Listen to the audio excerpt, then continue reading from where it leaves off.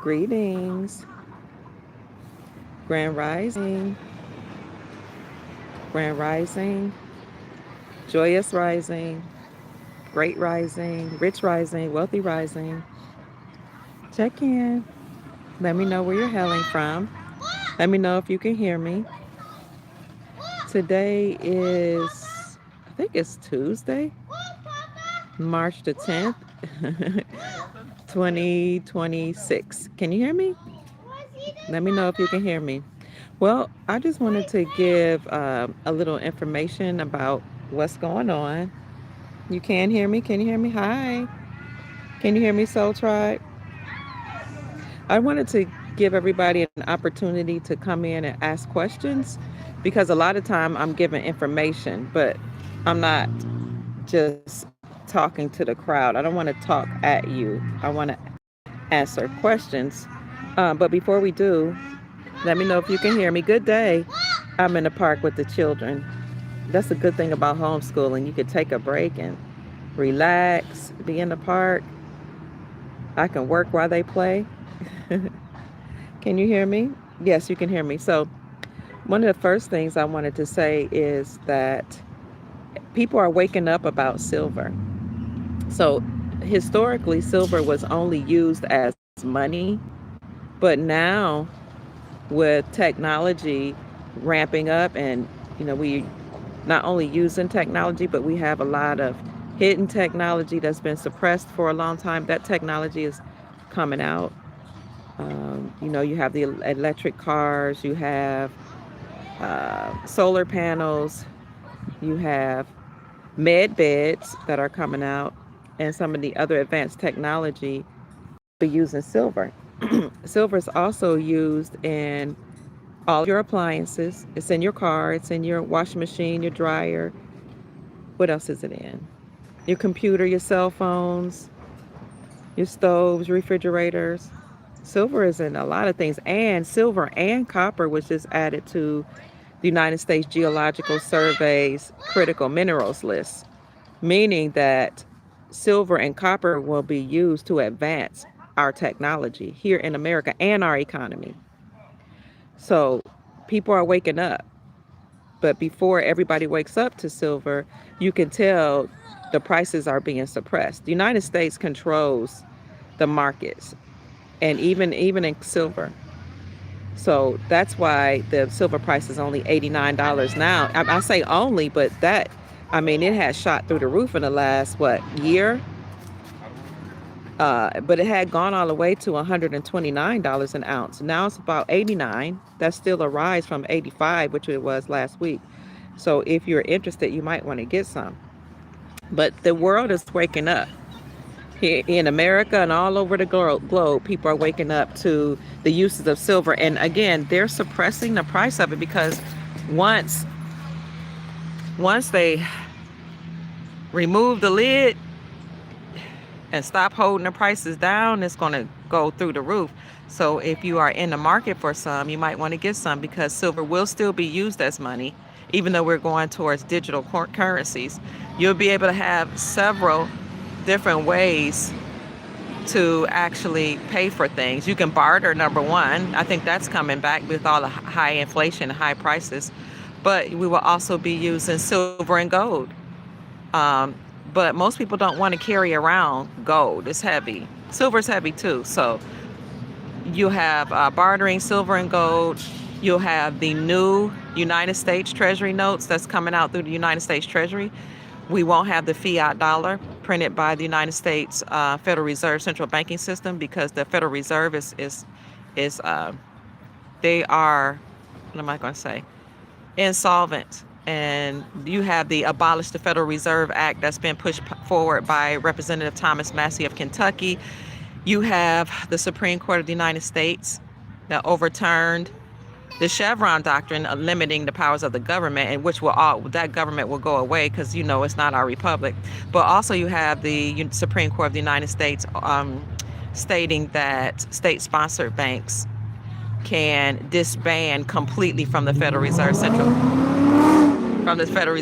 Banking System and have their own charter and issue out their own gold-backed currencies. That's going to do away with the powers of the Federal Reserve. So If you're interested, you want to be ahead of the game, you might want to get you some silver, go to your local coin dealer, establishing a relationship with them, because you might buy silver from them today, but you might sell some another day if you want to like buy a home or buy a car, because we are going to the gold standard. That's now, it's not even arguable. 46 states repealed or removed the sales taxes from the sales of precious metals. I think Florida was most recent, but let's see who became the latest one to do that was New Jersey. 46 out of 50 states. That's pretty good. By repealing or removing the state sales taxes from precious metals, you are acknowledging silver and gold as money.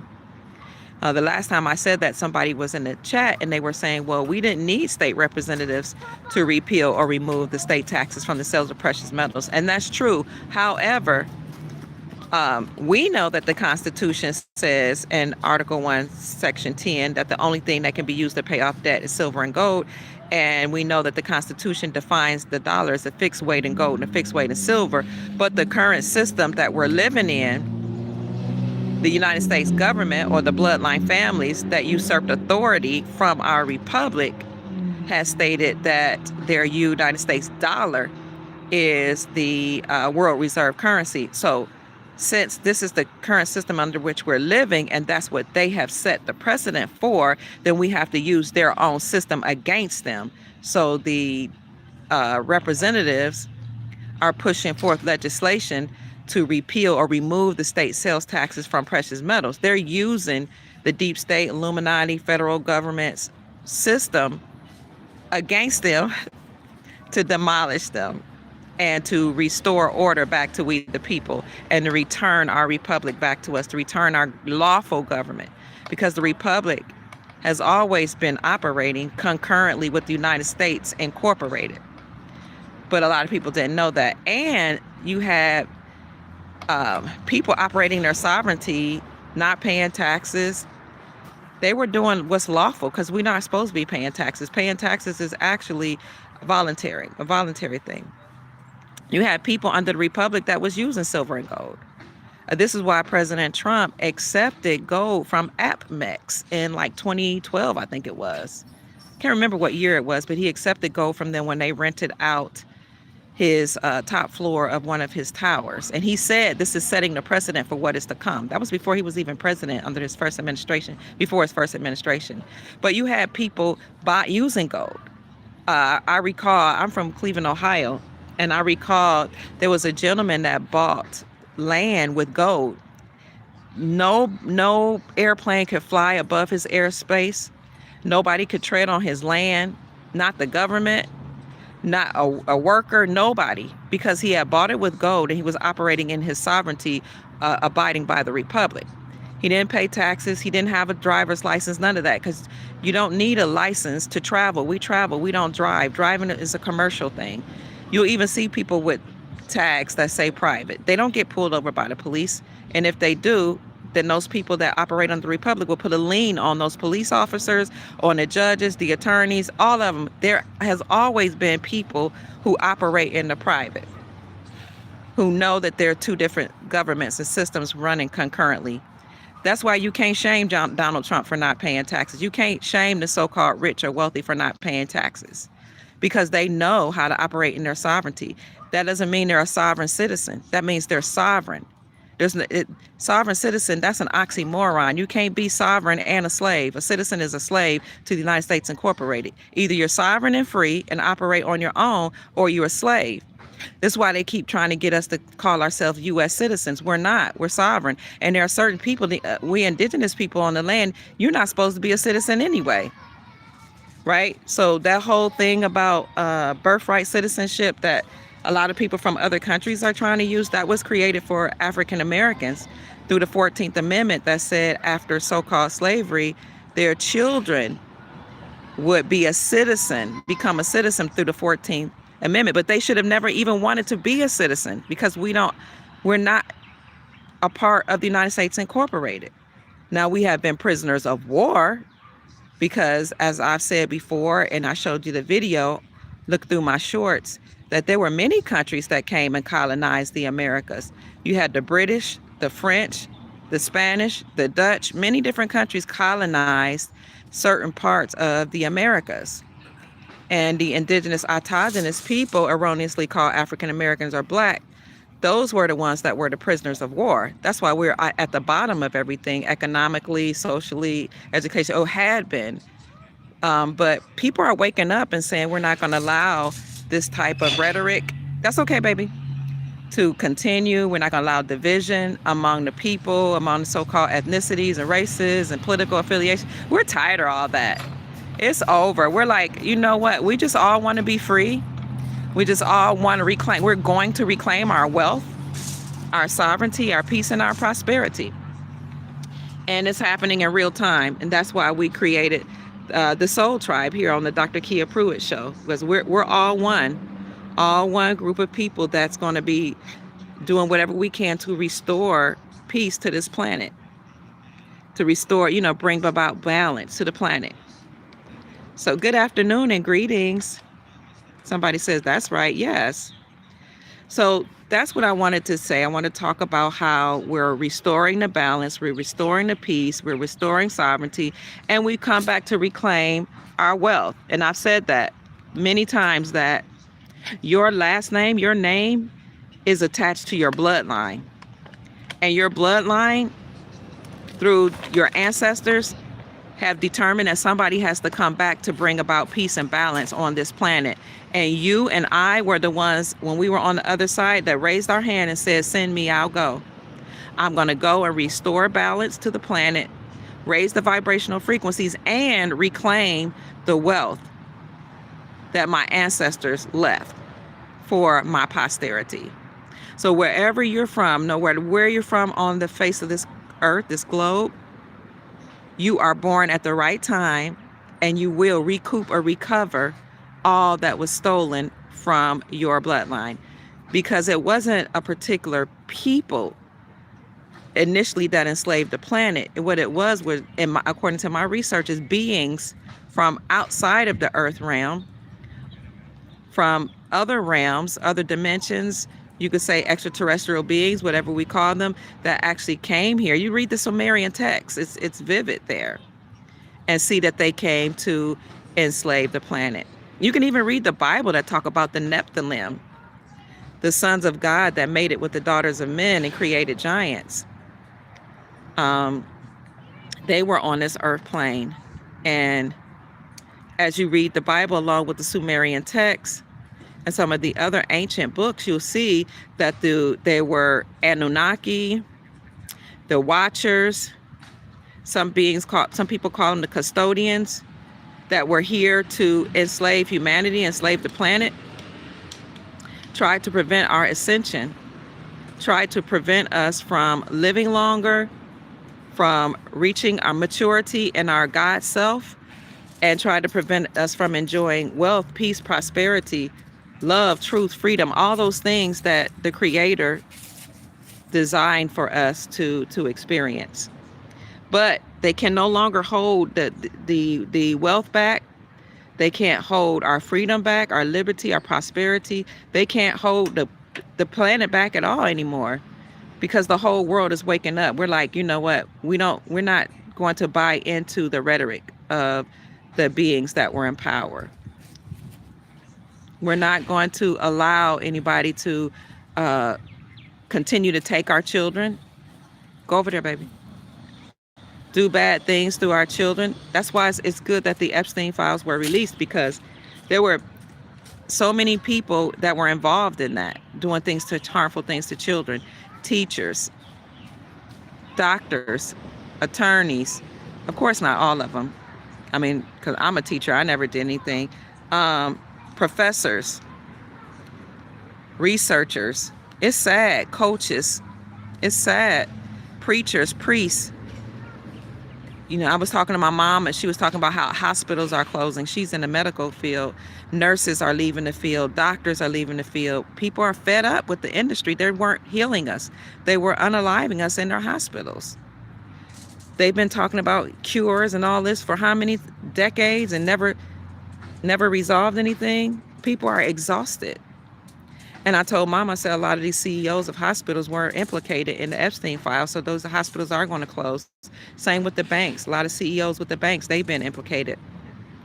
Teachers, a lot of secret society members, everyday secret society members, in order to move up, had to be initiated and continue to do certain rites and rituals, you know, through their lodges, like the Freemasonics, the Eastern Stars in the black community, the women, the Eastern Stars, the Boule, that's the men, the Skull and Bones in the other communities. And they have secret societies about which we have no knowledge.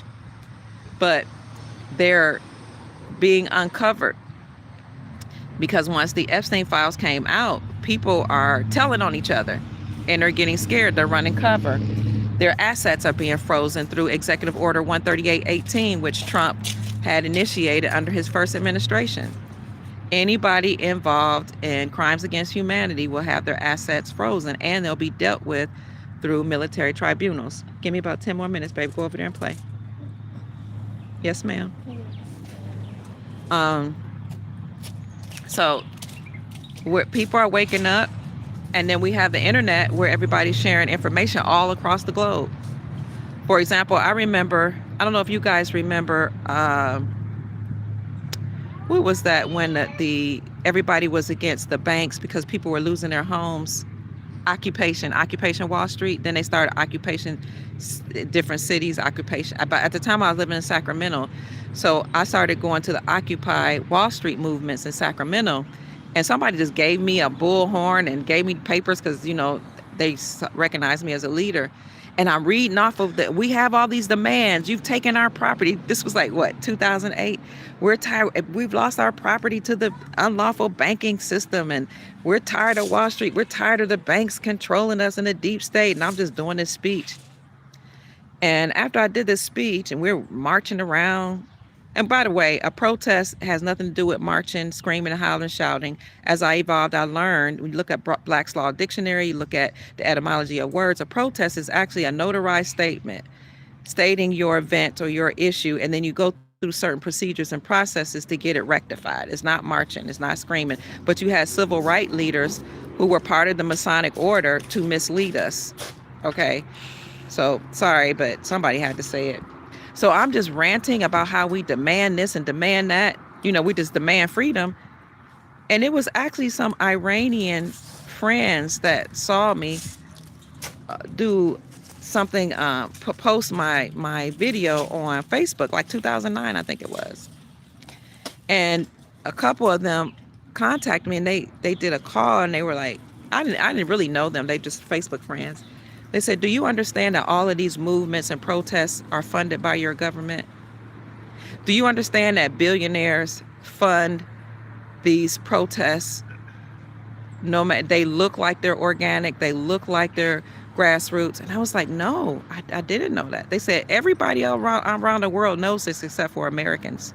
It's time for y'all to wake up. Stop marching around the streets. Stop yelling. Stop shouting. And by the way, speaking of Iranians, I want you to look at, I'm going to have to put up the video. Khomeini, the one that was just unalived, he had some hostages.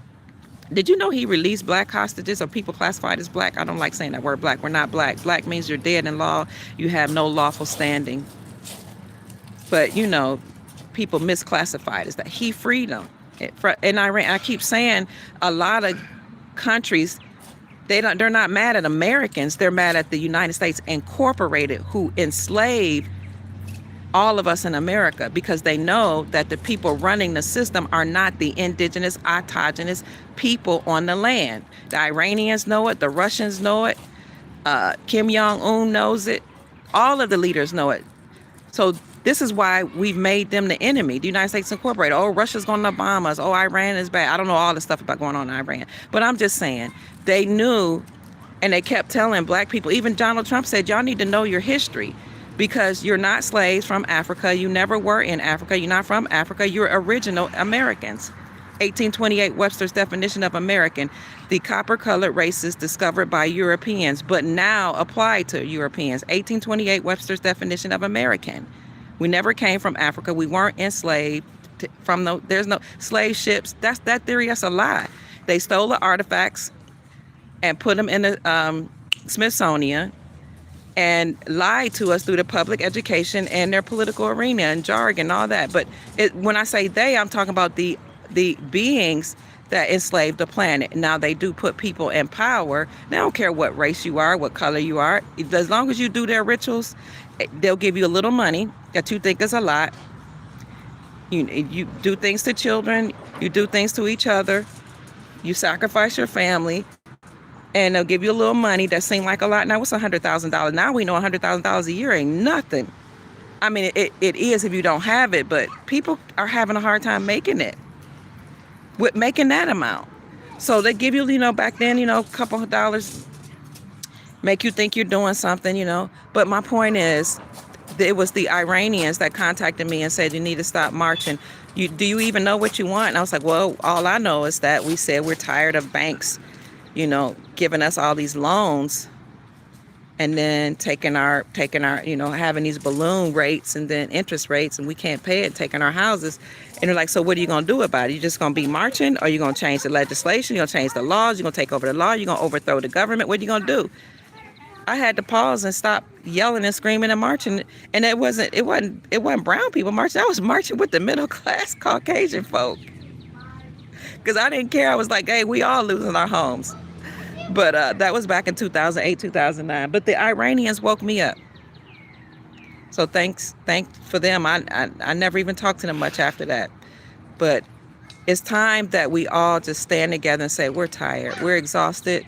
More than that, we're going to stop giving in. At some point, we need to just stop giving in to the system. We can educate our own children. You can have your own private bank. How do you have your own bank? You can have silver, gold, whatever, fiat dollars, whatever, foreign currencies, and put your wealth in trust. I go through all that in my book. And I've been talking about it for about a decade now. And you barter with people in your community. If you want to barter outside of your community and do business, that's fine. But we don't need the government to do those things. We don't. And soon we'll learn we don't need their money. We've been talking about the gold standard for a long time. Now, if you don't know it, they're releasing gold backs.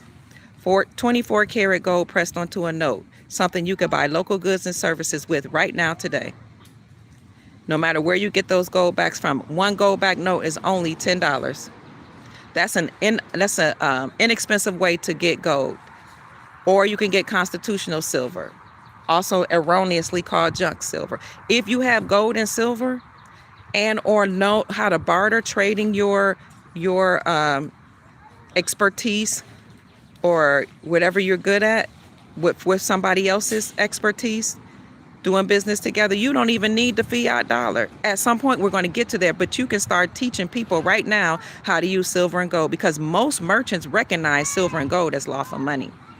If you go to goldback.com, you could put in your state, and they will tell you which merchants in your state accept gold and silver as money right now today. There is a way to work outside of the system. You can have your own bank, you can barter, you can use silver and gold. You don't even have to have a marriage license. If you want to enter into covenant with somebody, you should be in agreement. You should be adult. We should be adult enough to draw up our own contract or whatever you want to call it, agreement. If your assets are in trust, they can't take you to court and sue you for your assets. And they need to know what I came with is what I'll leave with if this doesn't work out. That's how we used to do it back in the day. And then you write down, you can have your own ceremony. Remember the jump in the broom in a so-called black community? I'm sorry, all communities have something that they do. When you have a ceremony, you enter into covenant, get an agreement. If you want to put it on a docket and on a docket somewhere, go to somebody correct me, put in the comment section. Is it the Secretary of the State? If you want to put it on notice so everybody can know you entered into covenant. You don't need a marriage license. Why do you need to stay in your business? Now, I mean, I got a marriage license when I got married. My husband passed away, but you don't have to do. What I'm saying is there's a way to operate outside of the system where at some point we have to say, look, we're sovereign. We're tired of them. You don't control me anymore. But we have been complicit in our enslavement because in order to participate in certain things, you had to go along with their system. But we're waking up and saying no more. So that's all I'm going to say for now. I love you all so much. Now I said I'm going to answer questions. I appreciate your good baby. Appreciate you being here and listening to me, and I appreciate just through the years our community that we've built up. I'm not going to stay on too long. The children are playing in the park, but I want to answer questions. I don't know if you all can see, but I'm tired. Like I'm exhausted. Just not just working and doing things with the grandchildren. I'm homeschooling, but just you hear about what people are going through, and I'm not tired from hearing the people's stories. I'm tired from what the enslavers, the colonizers, the beings in power have done to we the people. But I'm hearing stories of us just breaking free from chains and saying I'm operating outside their system. I'm getting some silver and gold. If you want some from Miles Franklin Precious Metals Company, with whom I'm an affiliate, call Miles Franklin. Andy Scheckman's been on my show many times. That's the CEO of Miles Franklin. He hasn't been on in a while because my channel had gotten taken down, but contact them at 952-929-7006 or send an email to info@milesfranklin.com and let them know you heard about their company from Dr. Kia Pruitt. They also have, let's see, a retirement. What is it? You can get a gold IRA by rolling over your IRA into the gold IRA. And you could take some of that gold into your own possession. Also have a storage program where if you don't want to store it, in your local community or in your home, that you could store it through Miles Franklin. All the gold and silver is insured. It can either come directly to your home or it can be sent to FedEx. I think it is FedEx or UPS store. I think it's FedEx now. And you have to show up with your license to pick it up. So that's 952-929-7006. All right, now I'm going to sit back and answer some questions. Yes, remove your energy and attention from what's going on in the public. Thank you. Thank you. It's a distraction. I agree. The wars, the rumors of war, we don't even know if those wars, I don't know if those wars are real. We already know that the court TV and all these unalivement of, I'm not saying a man classified as black weren't unalived. I'm saying like George Floyd, O.J. Simpson, Rodney Brown, that is allegedly fake. And I have been saying for a long time, I'm not buying into what the deep state is showing me on TV. I'm not buying into all of that. I don't even pay it any attention. And I got a lot of flack in 2020 when George Floyd was allegedly unalive. I said, I don't buy it. They was like, it looks real. Have you seen the videos? I said, no, I refuse. Finally, I did look at the videos and I was like, Hollywood can make up anything. I was like, y'all, people go to scary movies and get scared out of their mind watching something and look, all these crashes. I was like, I don't watch all that mess. And now with the unveiling of AI, people see how real things are. See, because the military had this information, Hollywood, deep state had this information, the government probably decades way before we did. So you don't think they would use that to stage killings, unalivings, so that they can get the people to march, exert all their energy, absorb your energy, and get people fighting against each other? So that all the people on the planet, and especially here in America, we won't unite together against the deep state. No, they want to control us through fear and anger. And then they perpetuate their propaganda in the media and through the schools, through the news and all that. We're tired. We're not giving our energy to that anymore. The county recording. Oh, so you can go to the county recording office. Thank you. The county recorder. That is where you record everything, not the courthouse. Thank you. Where's the county recorder? You just look it up. So you see, family, you don't have to, if you have a marriage license, what you're doing is you're involving, what we have done is involve the state in our business. The marriage is between the man, the woman, and the state. Nowhere do you see God in that license. The woman, the man, and the state. That's why it's easy for people. You can't even get divorced. You can't even separate. You got to go through the court system to get divorced. They control what happens to your assets, how it's divided, what happens to your children, right? Through maritime and admiralty law, they said the children belong to them. So if we stop going to the courthouse and record it through, somebody said the county recorder, and in our family Bibles, it can be acknowledged and recognized as a lawful union. We had something, I remember growing up hearing some people who had common law marriage, where they lived together for 7 years or more. They were still considered married. So we don't have to have these states. I know people want protection. Women like protection. They like a license or a covering. But we're moving out of that, where we're going to have to be adults. And everybody's going to be wealthy. Everybody's going to have access to their birth certificate, bond, and their trust. And I know we're tired of hearing that. But we've entered a whole new realm where they have to release our wealth. The whole planet is going to return back to wealth. We're all going to have access to the bond. Remember, when at birth, your birth certificate was signed by our moms, and they called her informant for some reason. Then they took the bond, they securitized it, circulated on the stock exchange. It was accruing interest. All this is earning money and put in a trust that was supposed to offset our debt, but they didn't do that.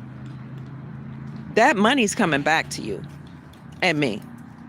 And some people, as Chief Rod Hayes told us, a lot of us will be told about our ancestral inheritance, the land, the houses, the wealth, and we're going to have that returned to us. But if you don't believe in that, and you don't think it sounds ridiculous to you, just know that things are going to change. Ask your highest self, ask your ancestors, ask the Most High, is this true? It should vibrate with you. It should resonate with you. You don't follow any details of the supposed war. Me neither. Let's come together and build a new nation. I love that. Yes. So some people are tired of hearing about the National Economic Security and Reformation Act, known as NASARA, and the global version of that, the Global Economic Security Reformation Act. But there has been wealth stored up through many ancient dynasties over centuries, over millennia. And many of those people, we talk about the ancient dragon society, the ancient Asian societies, but it's more than Asian societies. It's ancient European societies, ancient indigenous peoples, ancient people from all over the world that came together and formed pacts and agreements that when it's time, they will help liberate the planet. That's why we spoke to Princess Elizabeth. I just talked to her yesterday. And she talked about the gold and the wealth that's stored up in the Philippines, and how we have the King Solomon Trust, the Saint Germain Trust, many trusts. We have the gold that's stored in the Philippines, all over the planet, that at the right time is going to be released, and the people's debts are going to be wiped out. They're calling it Nasara law. All the debt on the planet is going to be wiped out. In fact, the gold has been put forward to pay off the debt anyway. They just have not let the people know. And all these nefarious people that control the credit bureaus, the credit companies, they're still harassing you, telling you to pay off the debt when they already accessed your trust and paid themselves off. And then they tell you have to pay them with interest. Just an evil system in which we've all been living, or under which we've been living. But the gold's already been put forward. When that announcement is made, we're going to all be liberated. We're going to have no debt. All nations already have a sovereign wealth fund. Sovereign wealth funds are comprised of all the wealth that's in that nation that's going to be returned to and used for the people of the nation, just like oil-rich nations have sovereign wealth funds. President Trump came back under this term and created a sovereign wealth fund comprised of stocks, bonds, real estate, precious metals, rare earth minerals, oil, and all type of resources. And he said then it's going to be used for the people and for investments and for the infrastructure. And he said all other nations have them. And they do. I don't know why this makes me think of Qatar and some of those nations. They already have. They give, because they're oil rich, they pay their people Lots of money every month. That's what we're going to experience under Nasara. Thousands of dollars every month in a non-interest bearing account. And we're going to be on the gold standard, which means your money will stretch longer. You have more buying power. It's an exciting new time. I know it's kind of hard to hear it right now when everybody's struggling, with all this debt that they're saying we live under. But have you noticed that Dubai is empty? That businesses are leaving? People are leaving? I think the war was a cover to get rid of that area, because there was a lot of nefarious activities or bad activities going on in Dubai and some of these rich places, especially Dubai. A lot of trafficking of children and people. A lot of modern day slaves in Dubai. A lot of wicked things going on. I mean, I don't know. I'm just pinpointing. That's why it's being cleaned out. That's why people are moving out of there real quick. Businesses are closing. That place was created out of nowhere anyway. And I believe, I heard it was created right on top of water. They're built on water. It's not sustainable anyway. People think it's rich. Well, in the middle of the water? Okay. No, rich is natural resources that God gave us. Not a bunch of businesses made over water that's trafficking children and women and men and trading children with each other and using them as currency. That's what that whole war is. That's why people are being evacuated out of there for real, as the keep young people say, for real, for real. If their time is up. Even the Saudis bought up land in America. And some of the people in the Saudi kingdom ratted out the Saudi princes and said, y'all need to get them up out of your countries. Who do you think owns Nevada and the casinos? Saudis. There are some probably others too. That wicked, talking about they believe in Islam, and you go into some of these religious rituals, especially these people that's high up. They do horrible things to children. That's why it was called Sin City over there in Las Vegas, Nevada, and trafficking was going on, and exe trafficking and things that women do. I gotta watch what I say around the kids. Yeah, it was lawful. Whatever goes on in Vegas, stay in Vegas. A lot of debauchery and wickedness. Follow the money. Who controlled the land there? Who bought up the land? Just like, you learned that the CCP, the Chinese Communist Party, bought up land here in the Americas. But they were forced to liquidate. They filed bankruptcy in America and were forced to liquidate because they had land. They had farmland. They own land around military bases. You had a lot of people from outside of our nation, the Americas, why do they own land here? You can't go to other people's countries and buy up land. You can lease the land for up to 99 years, but you can't buy it. And the people there might take it from you anyway if you did think you own it. It's very hard to buy up land in other countries and truly own it. You're not passing it down to anybody. Your best bet is to marry somebody and pray to God that they don't take it from you. But we just allow people just go run roughshod all in our country. Do whatever. But the land has to be returned.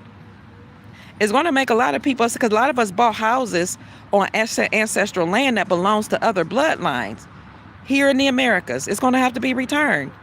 But we'll be compensated. Because we didn't know. The banks didn't have a right to sell you anything. They didn't even give you a loan. They gave you credit. They didn't give you money. They gave you credit. And they accessed your bond that's attached to your birth certificate to actually pay you out of your bond. Had you sign us to sign a promissory note, and we didn't know those promissory notes was giving them power of attorney to access our trust. Now, if we talk like this before, now they called us conspiracy theorists, but now people are waking up and showing the proof. It's time for us to operate outside of their system. You said the wag the dog showed how things are staged. Oh, I have to find that. Wag the dog. Okay. Yeah, they stage things here in America and on social media. You said, hi, Doc. I hope you're having a wonderful day. Thank you. You're welcome. You're welcome. You said, thank you for sharing the wonderful information. You said for you in Duval County Clerk of Courts, and put it in a newspaper. So if you wanted to enter into covenant with somebody instead of get a marriage license, somebody here, I can't see your name, from the Soul Tribe is saying, in my county, and probably the same place where you are, I could go to Duval County Clerk of Courts and put it in the newspaper, make an announcement of uh, the covenant agreement. I love that. Thank you so much. Remember when the people were building the Tower of Heaven? The Tower of Tower of Babel? We have to be one. We have to be one people. That's right. On one accord in order to change the system. That's right. That's a great point. They built the Tower of Babel. They got tired of being controlled. They're like, we're going to reach heaven. And the beings that were in power destroyed the tower, confused the people, and taught them other languages so they could not unify. And even in the Bible, it talks about the deluge or the flood too. That when they had a flood and they got rid of humanity, or a significant part of humanity, that story is in the Bible. It's in the Sumerian texts and many different ancient texts, because allegedly the Anunnaki, who created the modern day human beings, destroyed their creation. Allegedly, according to stories. I'm not saying it's true or not. They destroyed but Nimna or Ninhursag, one of the Anunnaki who deceived humanity here, along with her brother Enki, has returned because she's always advocated for the modern day people. She's returned. That's why they talk about divine feminine energies flooding the planet.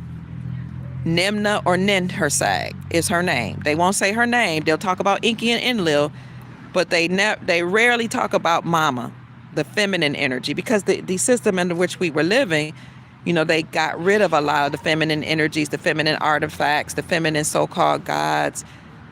And I'm not here to upset anybody. I know in America it's mostly a Christian community where there's one God. We're monotheistic, but I'm saying what predated Christianity was actually peoples all across the globe that celebrated and commemorated their ancestors and beings, Anunnaki and other beings that predated us, of both genders. They had feminine artifacts and masculine artifacts. But when the deluge happened, or the flood, that was a reset. We've had about 7 or more resets where they destroy humanity off the earth. I'm talking about the beings that seeded humanity here. And COVID was supposed to be another reset. And a lot of people did leave the planet. But you had, during certain resets, people that survived the resets, and they actually escaped with the help of the Nephilim or the giants. Because remember, the giants are a hybrid between the Anunnaki or other beings and humans. The sons of God made it with the daughters of men. And these Nephilim, some of them help humanity escape from some deluges, some floods, and some resets where the Anunnaki or the beings that came here, there are other beings that just tried to destroy this planet. This is a planet, they call it the prison planet for a reason, because they try to keep us trapped here. That's why they put a dome over here so we can escape. That's the same thing as the Tower of Babel being destroyed. Put a dome over the earth, the people can't escape, right? But some people escaped with the help of the giants, and they went beyond the ice walls, because you have this earth plane, and then you have the ice walls that surround the earth plane, and then you have other planets, planets, not in the sky but on the ground, planets, like planets. Mars, Jupiter, Pluto, the Ancestral Republic, the Celestial Republic. Celestial Republic is allegedly where the souls are that live before they come into this plane, allegedly. But people from the Ancestral Republic have returned to come back. Those are human beings that escaped many resets, that went outside the ice walls. They have a whole land. They live longer. They eat well. And some of them travel back and forth. If you look up Admiral Byrd, Byrd, he worked in the military. He went beyond the ice walls, and some others as well. But some of the humans they would come back and forth and try to save humanity that's here. They have a whole ancestral library Read Terra Infinita and Nos Confundum's work. He has a YouTube channel too. It's very compelling.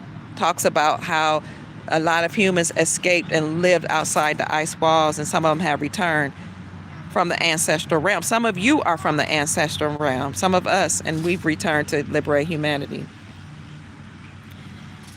Somebody said, I honestly believe this month will be our time.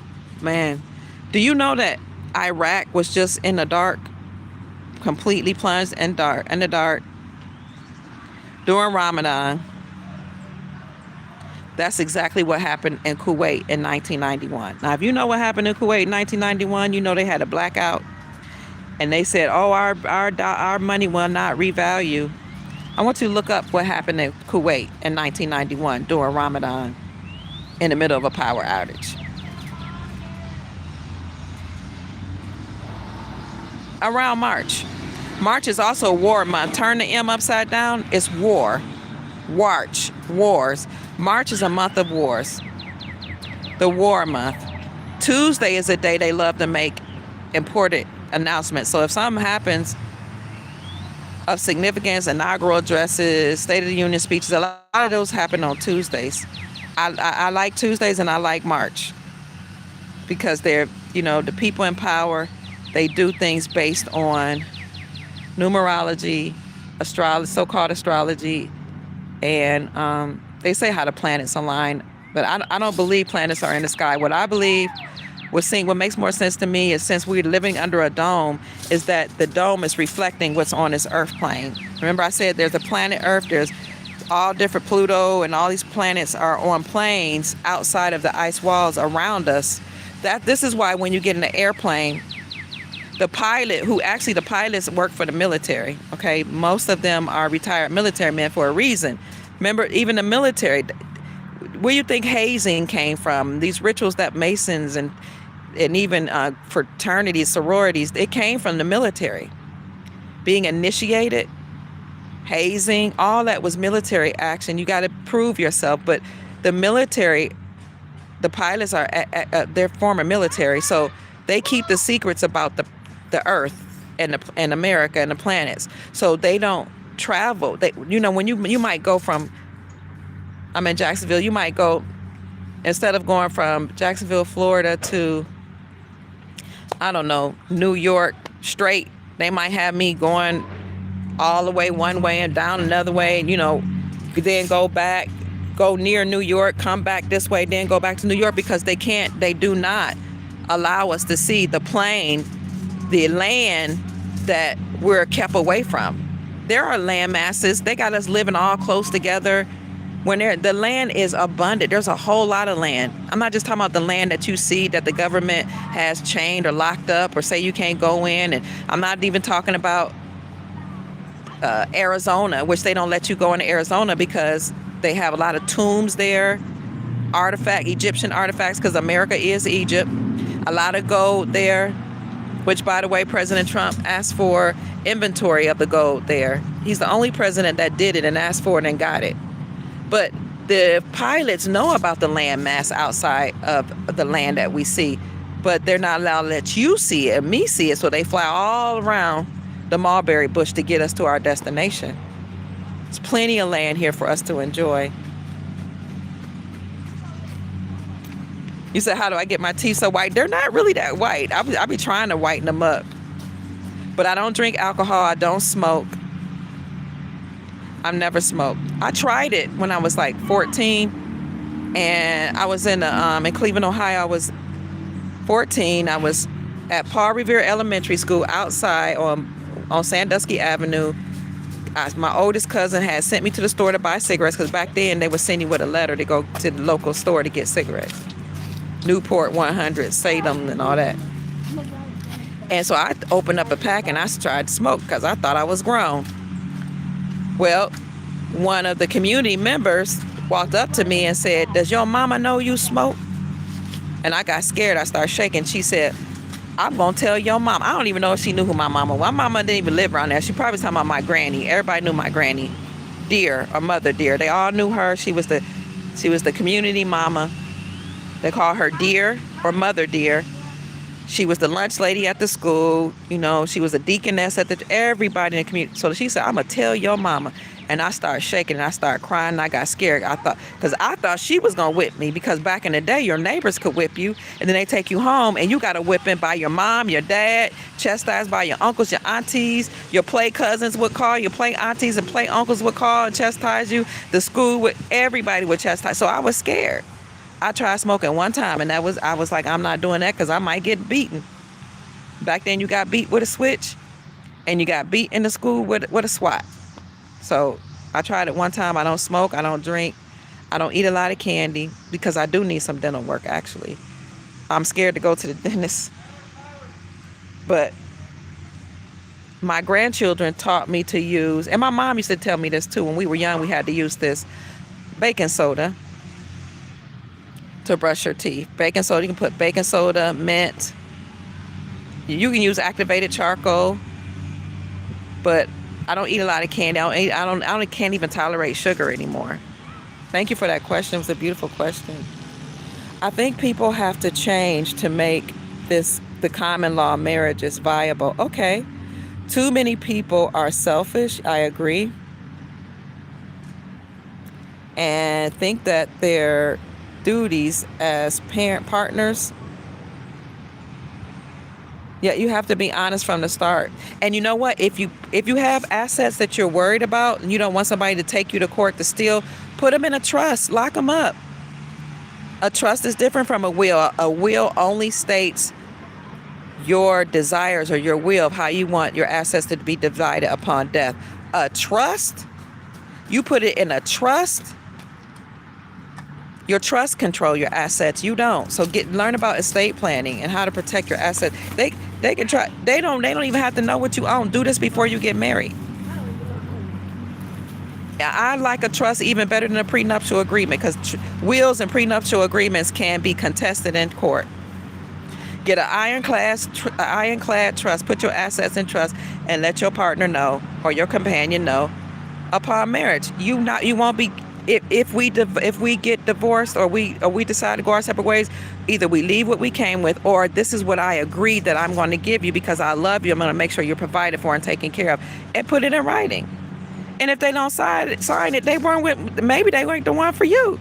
I cannot stand when I hear women say he want a prenuptial agreement. That means he don't love me. So if he don't sign a prenup, if he mentioned prenuptial agreement, I don't want to be with him. No, you are a gold digger, and your heart and your intentions are not in the right places, according to Dr. Kia Pruitt. That's how I feel about it.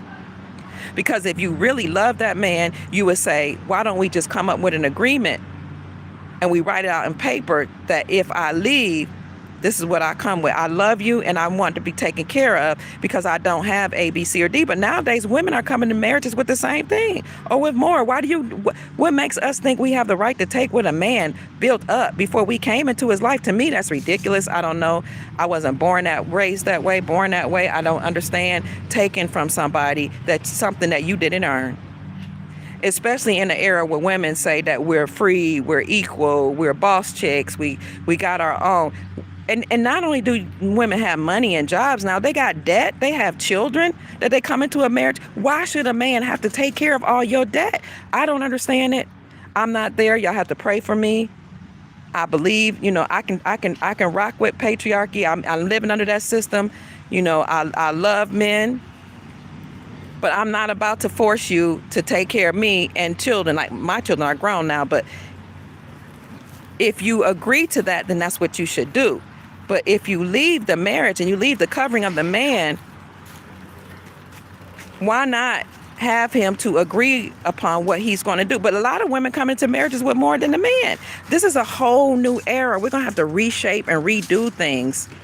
And I'm not trying to be hard on the women. I'm just saying all this. I don't want to be with a man that believes in 50-50. And you got debt and children. And you're going to tell me you came to a marriage with children by other men, 1 or 2 or 3 or 4 men. You came with student loan debt. You came with debt. You came with issues. You came with trauma. And God bless us. We all need a covering. And God bless him But why should a man have to pay 100% for all the decisions that I made before I got with him? That's stupid. If I enter a marriage in my 30s, 40s, 50s, and 60s, and I expect a man, I don't know. Y'all pray for me. I'm not there. I can't. I can't. I can't. I can't. I think we have to be smarter, wiser, and get rid of this rhetoric of being hateful. Like, we always talk about misogyny and how men hate women and how patriarchy enslave and oppress women. And I see that, and I agree that some women have been oppressed, allegedly. But what we call oppression could really be something for our protection. Like, now women are saying, I don't want to work. I'm tired of working. I don't want to work and exert all this energy like a man. I want to be taken care of. But you accrued a bunch of debt. You got kids. You don't get along with the baby's fathers. You didn't kick them out of their lives. I'm not saying everybody, but now we don't want to work. So now you expect a man to come, and some men agree to it. God bless them. I love them for doing that, but I just don't think it's fair. He got to take care of me 100%. No, we're adults. We're going to sit down. We're going to talk this thing out. And I'm the type of woman, if you're wealthy or you have assets, it might not seem like wealth to me, but your assets should go to your children, your posterity.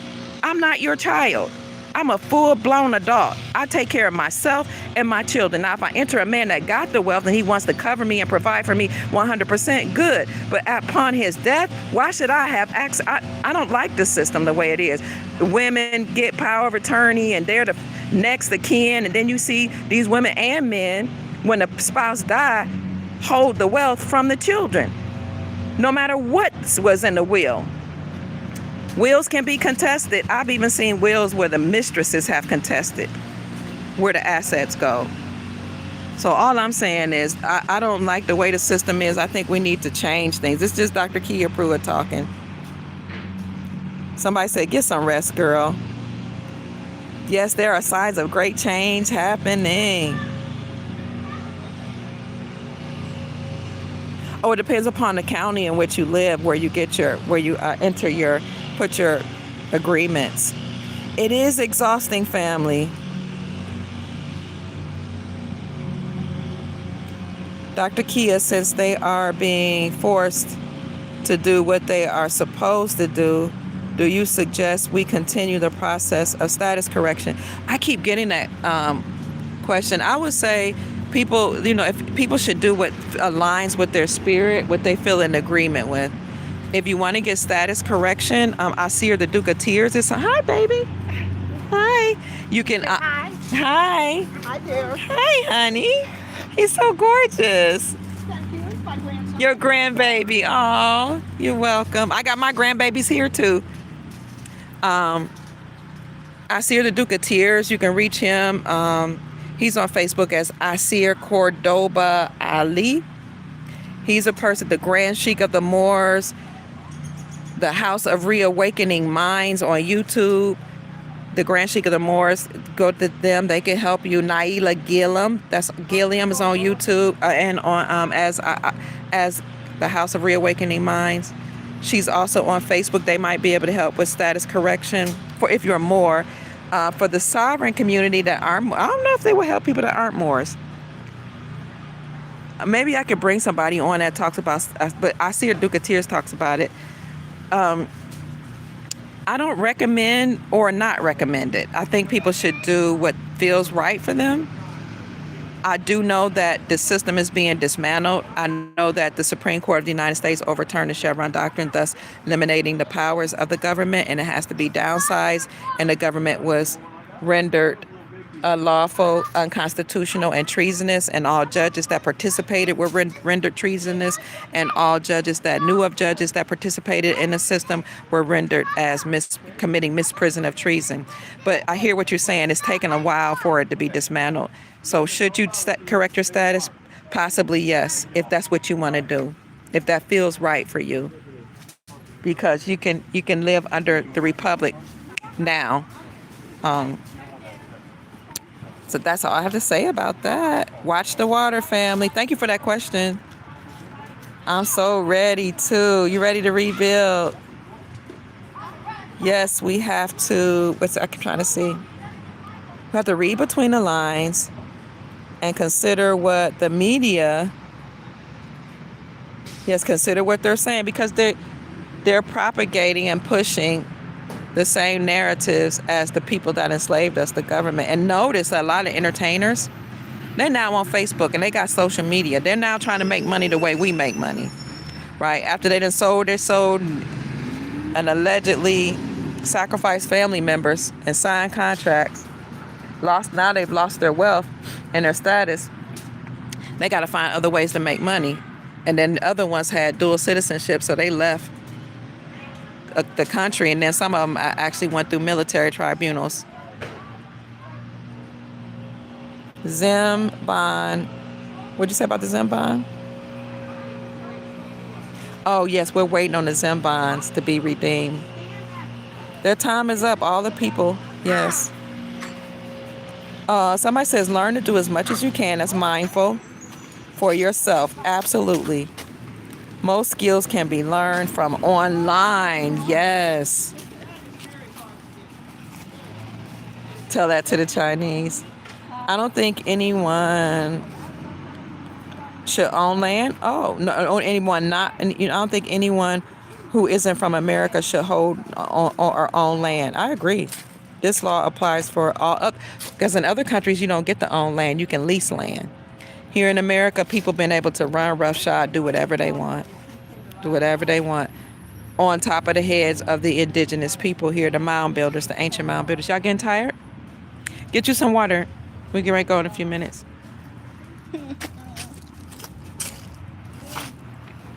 What you say? Preach, Dr. Kia. Thank you. Wealthy people are leaving Dubai. Yes, they are. Yeah, there's a reason. They're not telling us why. They're leaving because the whole area was built for billionaires and rich people. Now other people can't. And you know who were the slaves there? A lot of Africans that went there. And I'm not talking about African American or so-called black. I'm talking about African people from other countries. Some of them were trafficked into Dubai. Some of them went on their own volition. A lot of them went they thinking they were going to get some money. A lot of ex-slave workers went there thinking they're going to get some money and realized they became slaves. And they live in horrible conditions. That place was built on slavery, blood, sweat, tears, and children. And now they're leaving. Hello. Hi, sweetie.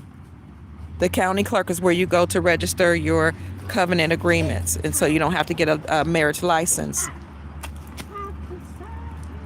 But the U.S. Embassy is closed in Dubai. Whoa. Okay. Thank you.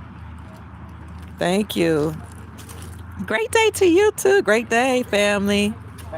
I'm having a great day. I'm just tired. I see you, South Carolina. I'm exhausted. Silver, silver about $89 an ounce. Go to your local coin dealer. The thing about going to a local coin dealer is you could take it home in your possession immediately, but it's going to cost you more. If you want to you still get a quick turnaround if you go online, but if you want to get quick turnaround and the best prices, I've shopped around, according to what I've seen, is Miles Franklin Precious Metals Company. But give them a call, see how much they cost, and then shop around. But Miles Franklin Precious Metals Company is 952-929-7006, or you can send an email to info at Miles Franklin, MilesFranklin.com, info at milesfranklin.com, and let them know Dr. Kia Pruitt referred you so you can get the best prices in the industry. Someone says, one thing I'm learning, if you're buying land and free yourself, don't listen to trap souls. That goes for family too. Right? Buy your land. We can free ourselves and eat off the land. You're doing a good job on my bike. Look at you. People have been living off the grid for a while. And they tried to warn us before COVID, didn't they? They had them guns, by golly. And they were like, I fight for my... Let me tell you, I rock with the rednecks. I ain't lying. They will fight for this country, by golly. And I got me some guns, and I ain't letting nobody come on my territory. Ooh, I went to visit Texas. I got cousins that live in Texas, and I was like, y'all live out here where you got to leave before sundown. And they were like, we love it out here. We live right next to the KKK, and we love it. I said, what? They said, oh, yeah, everybody minds their business. Everybody love their country. They love America. They go their way. We go out. We nod. We respect each other. And we all know you come on my. They said they got a rule out back, out beyond Houston, where they out in the country where my cousins live.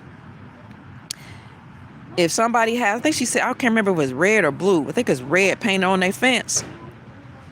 And you come on their land, you will get shot because you should have known that you shouldn't be on their land. They might give you a warning, but they'll shoot you. And this is something that's an agreement in the community.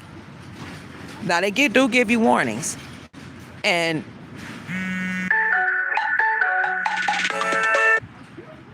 they've taught each other to store up food and water, and in fact they got their own wells and they got their own land. They eat off the land, and some of them go to church together. I'm like, y'all go to church with some of the KKK members? They was like, yeah. And they said, you know what? They said what's interesting is that the pastor, this is why I was trying to told Chief Mack the other day, because some people think that pastors don't teach about wealth and the wealth transfer and the RV revaluation of currencies. But in Texas, the church my cousins go to, they said everything that we talk about, I talk about on my channel, they're pastors. Not everything, but a lot of things her pastor taught. And her pastor don't look like me. He said, I'm wealthy and I want everybody that come under here in my church to be wealthy. Now, he might not talk about foreign currencies, but he talking about silver, gold, the restoring of the republic, and about the wealth transfer, how to eat off the land, how to protect yourself. The Texas goes hard. And she said that one of the KK members got into some trouble. He got like hurt or something. And she said the KKK didn't go crazy. The first thing they did was ask him, what did he do? Because they don't want no problems in the black community or any other community. They don't want no problem. They want to know what you did and what you didn't do. And they checked their own, just like she said, like we need to check our own. I was like, wow. She said, we get along out here in the country. Everybody got their own communal rules, and we have an agreement on, in this area of how we respect each other. We protect the land. We won't let anybody come from outside the community coming in here tell us how to do anything. And they don't disrespect, they don't steal, because we got the same rules as our neighbors, whether you KKK, black, Moor, whatever you call yourself. I was like, wow. But they've been trying to tell us for a long time, live off the land. Get off the government. Don't take their benefits. I love you too. You said what? Ice walls. Yeah, there are ice walls outside of the Antarctica that you know about. There's ice there, but there are ice walls outside of Earth, the Earth plane. Sure are, to keep you from going to other planes. And the beings in power that enslave humanity have advanced technology that some people that have traveled to go outside of the ice walls, some of them come up missing because they go through portals. They use advanced technology to create portals. There's all type of things that we don't even know about that happens. Thank you. Somebody said thank you. You're welcome. You're welcome. Thanks for everything that you share. You're welcome. You guys, you are amazing. Tuesday is Martes in Spanish. Mars energy means action. Thank you. Tuesday is Mars Day. I love that. I was saying they make special announcements on Tuesdays. The government, people in power. Yes, I'm a doctor. What am I? So you said hell no. So you can actually look it up. I don't know why people keep questioning me about my PhD. And there's the MD and PhD. They're two different things. A doctorate of philosophy means that you are an expert or a doctor in your area or your realm of expertise. The MD is a medical doctorate. Okay. I don't even have the energy to be angry anymore when people say, oh, you a doctor? Are you really ha, ha, ha, laugh out loud? Like, you can look it up. Like, I don't know why people don't just do their research. And now you don't have to look. If you look up University of Louisville, Dr. Kia Pruitt dissertation, you'll see what I did my research in. You'll see the book I have, the paper research I had to publish in order to get my doctorate. You can look. You can even probably find my transcripts. Go to Marshall University, University of Louisville, Shawnee State University. What else did I go? Wesleyan University. Like, you can look me up. You can find my credentials. And some people find them bona fide, and some people don't. But I did go through a research one institution and other institutions of higher education. Then you have some people say, "Oh, your knowledge means nothing," but you're here, so it accounts for something. I'm not saying you, but I'm saying I don't understand why people like laugh. Ah, ha, ha, ha! You're a doctor. That's so funny. No, you're not. Well, then why are you here? Thank you for being here, though. Yes, I have a doctorate. I have a couple master's degrees. Then somebody was like, well, what is your doctorate in? Well, look it up. I just don't have the energy, family. Look it up. Look it up. Found out your great-great-grandmother had 19 acres of land and lost it. Wow. Hopefully you'll be able to recover it. What kind of degree did I steal? That's funny. Look, I didn't have to steal a degree. Because if I did, you wouldn't be here, right?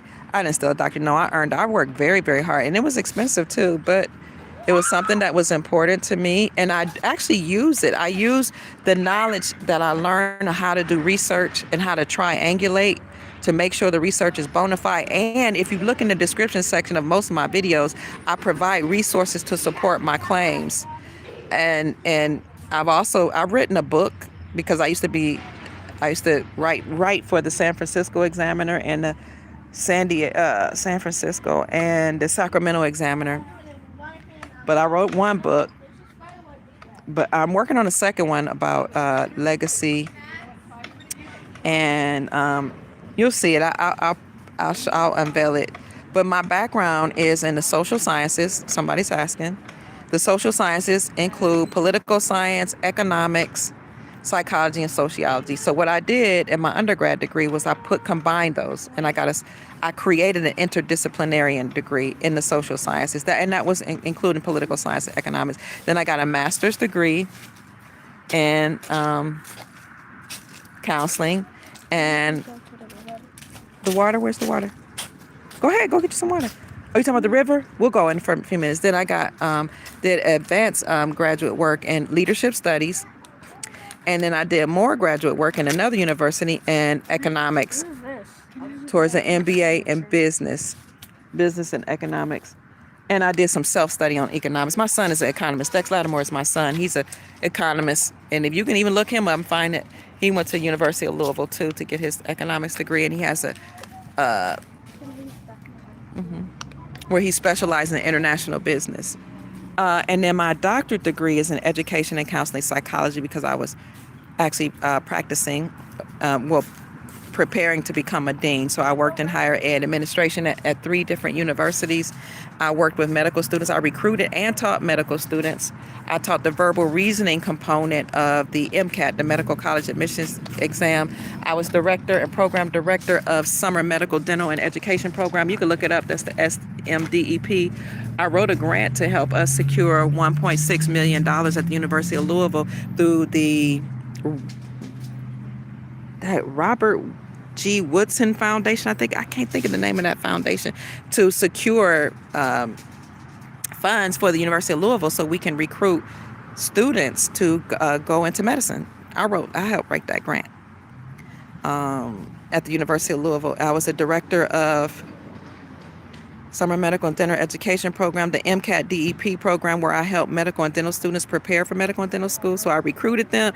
I recruited students to come into our medical school. I trained them for the MCAT exam in order to get accepted in the medical school. I trained them in the dental program. I taught the components of those programs. I coordinated those programs along with the Summer Medical Dental Education Program. I got the grant, helped write the $1.6 million grant for the University of Louisville. And this was to recruit and train and educate white rural students and students classified as minorities to go into medicine and dentistry because they were underrepresented in dentistry and medicine. So what else did I do? For people like, what, you got a doctorate? What did you do? I am the only Black female expert in the area of Black male college graduation and retention. I mentored men classified as Black. I helped mentor and put these programs on the University of Louisville, the Summer Medical Dental, SAB, Student African American Brotherhood, African American Male Initiative,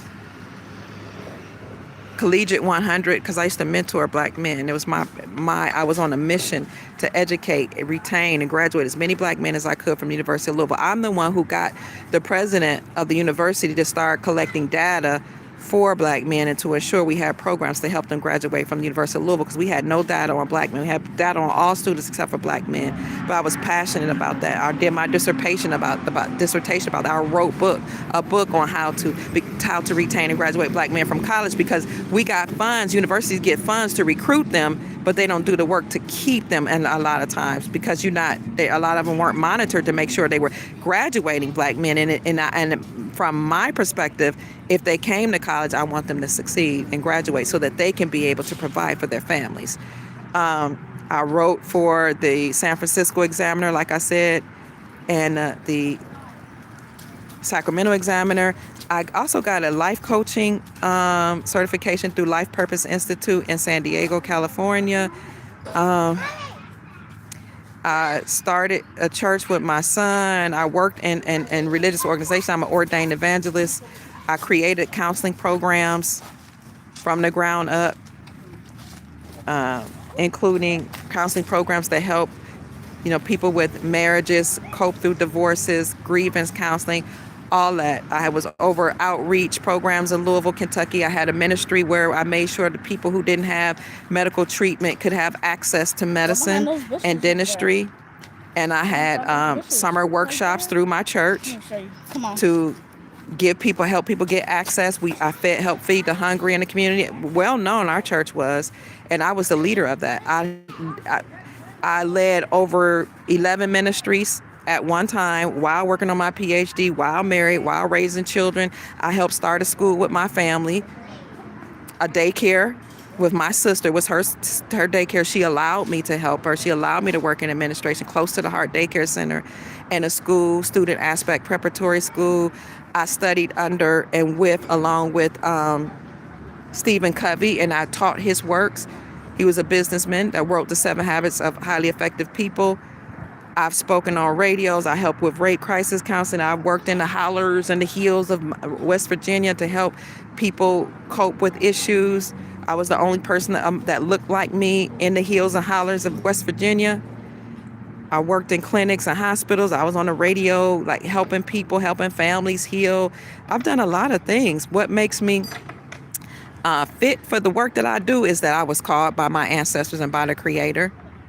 And I utilize all the education I learned through the public and private institutions to help serve humanity. And that's why I do what I do. So I can't speak to the people on the internet that says I'm not bona fide, I don't have a real doctorate. You can look it up. It's there. Just look it up. Kia Pruitt, University of Louisville. Look in the library. You see my dissertation. You see my published work. And what I'm doing for the Soul Tribe here, while you're here asking me questions, about what degree do you have? And you like LOL. You're here. You're here. You get the information. People get the information and the knowledge, and they help their families, because we are all here together working to help each other be liberated. Somebody said, you better say it. Thank you. I'm looking for questions, other questions. We are all entitled to protecting ourselves. Yes. Thank you for the questions. We got to give them their paper back. It's fake money. Thank you. Am I going to celebrate the 4th of July the way I celebrate it? I'm going to acknowledge it. If my family doesn't have cookouts, we never really had like cookouts, but if somebody invites me over on the 4th of July and say, hey, come eat some potato salad, yes. If that's called celebrating, yes. But I don't eat meat. I respect all holidays, holy days, whatever. If somebody invites me to celebrate, I sure will. I have a cousin in Sacramento. He used to let off firecrackers. Baby, when he would invite me to his firecrackers, I'd be there. But I just acknowledge it for what it is. For me, it's just another day to hang out with family. Somebody said, do your shadow work. Amen. Oh, thank you for saying I'm on point. All right. Any questions, family? Queen Kia, you need to take a break. I really do. Get a nice massage. Oh, I deserve it. Thank you. Who said that? Thank you. I am exhausted. Thank you so much. I'm going to do that. Go to the beach. Okay. My grandchildren been telling me we need to go to the beach. They would love to hear you say that. Thank you. Hi. A major newscaster just stepped down. What? That's another sign. Yep, the mainstream media is collapsing. Thank you for that information. Do I know any idol Martin Luther King? Do you know my idol Martin Luther King? That's your idol? I can appreciate that. Hello to Georgia. You just ordered your free first Gold Back. Yay. If you get Gold Backs from goldback.com, you get a free Gold Back with that order. That's awesome. Congratulations. We speaking facts today. In Texas, you color your fence purple. Okay, thank you. Yeah, it's on and popping, family. Trump 2020-28, protect and respect the planet. Thank you. I agree. I'm so tired. The ancestors keep me going. Amen. For the next generation. Old Babylon. Oh, Iran is the old Babylon. Yes, and Iraq has resurrected parts of Iraq and rebuilt the infrastructure, and people are saying that area is the old Babylon, and that's attracting a lot of visitors and a lot of business people. So they're rebuilding the infrastructure, they're establishing businesses, they called their businessmen back home. People, they built a new transit system in Iraq that connected more than 66 countries to Iraq, making them the newest transportation hub, and maybe the largest, which has attracted investors, and it increased the demand for the Iraqi dinar. Now, speaking of Iran has stated that they are opening up their markets to the Americas. We talked about that in my private group. If you want to go more and deeper into the private group and what these countries are saying, we also unveiled all the countries' new currencies, their new asset-backed currencies. You can join the private group. You can go anywhere on any of my videos, anywhere on my channel, push the join button, and follow the prompts, because we give a lot of information, and we just share information and details in that group to and support and encourage each other. You said trolls are haters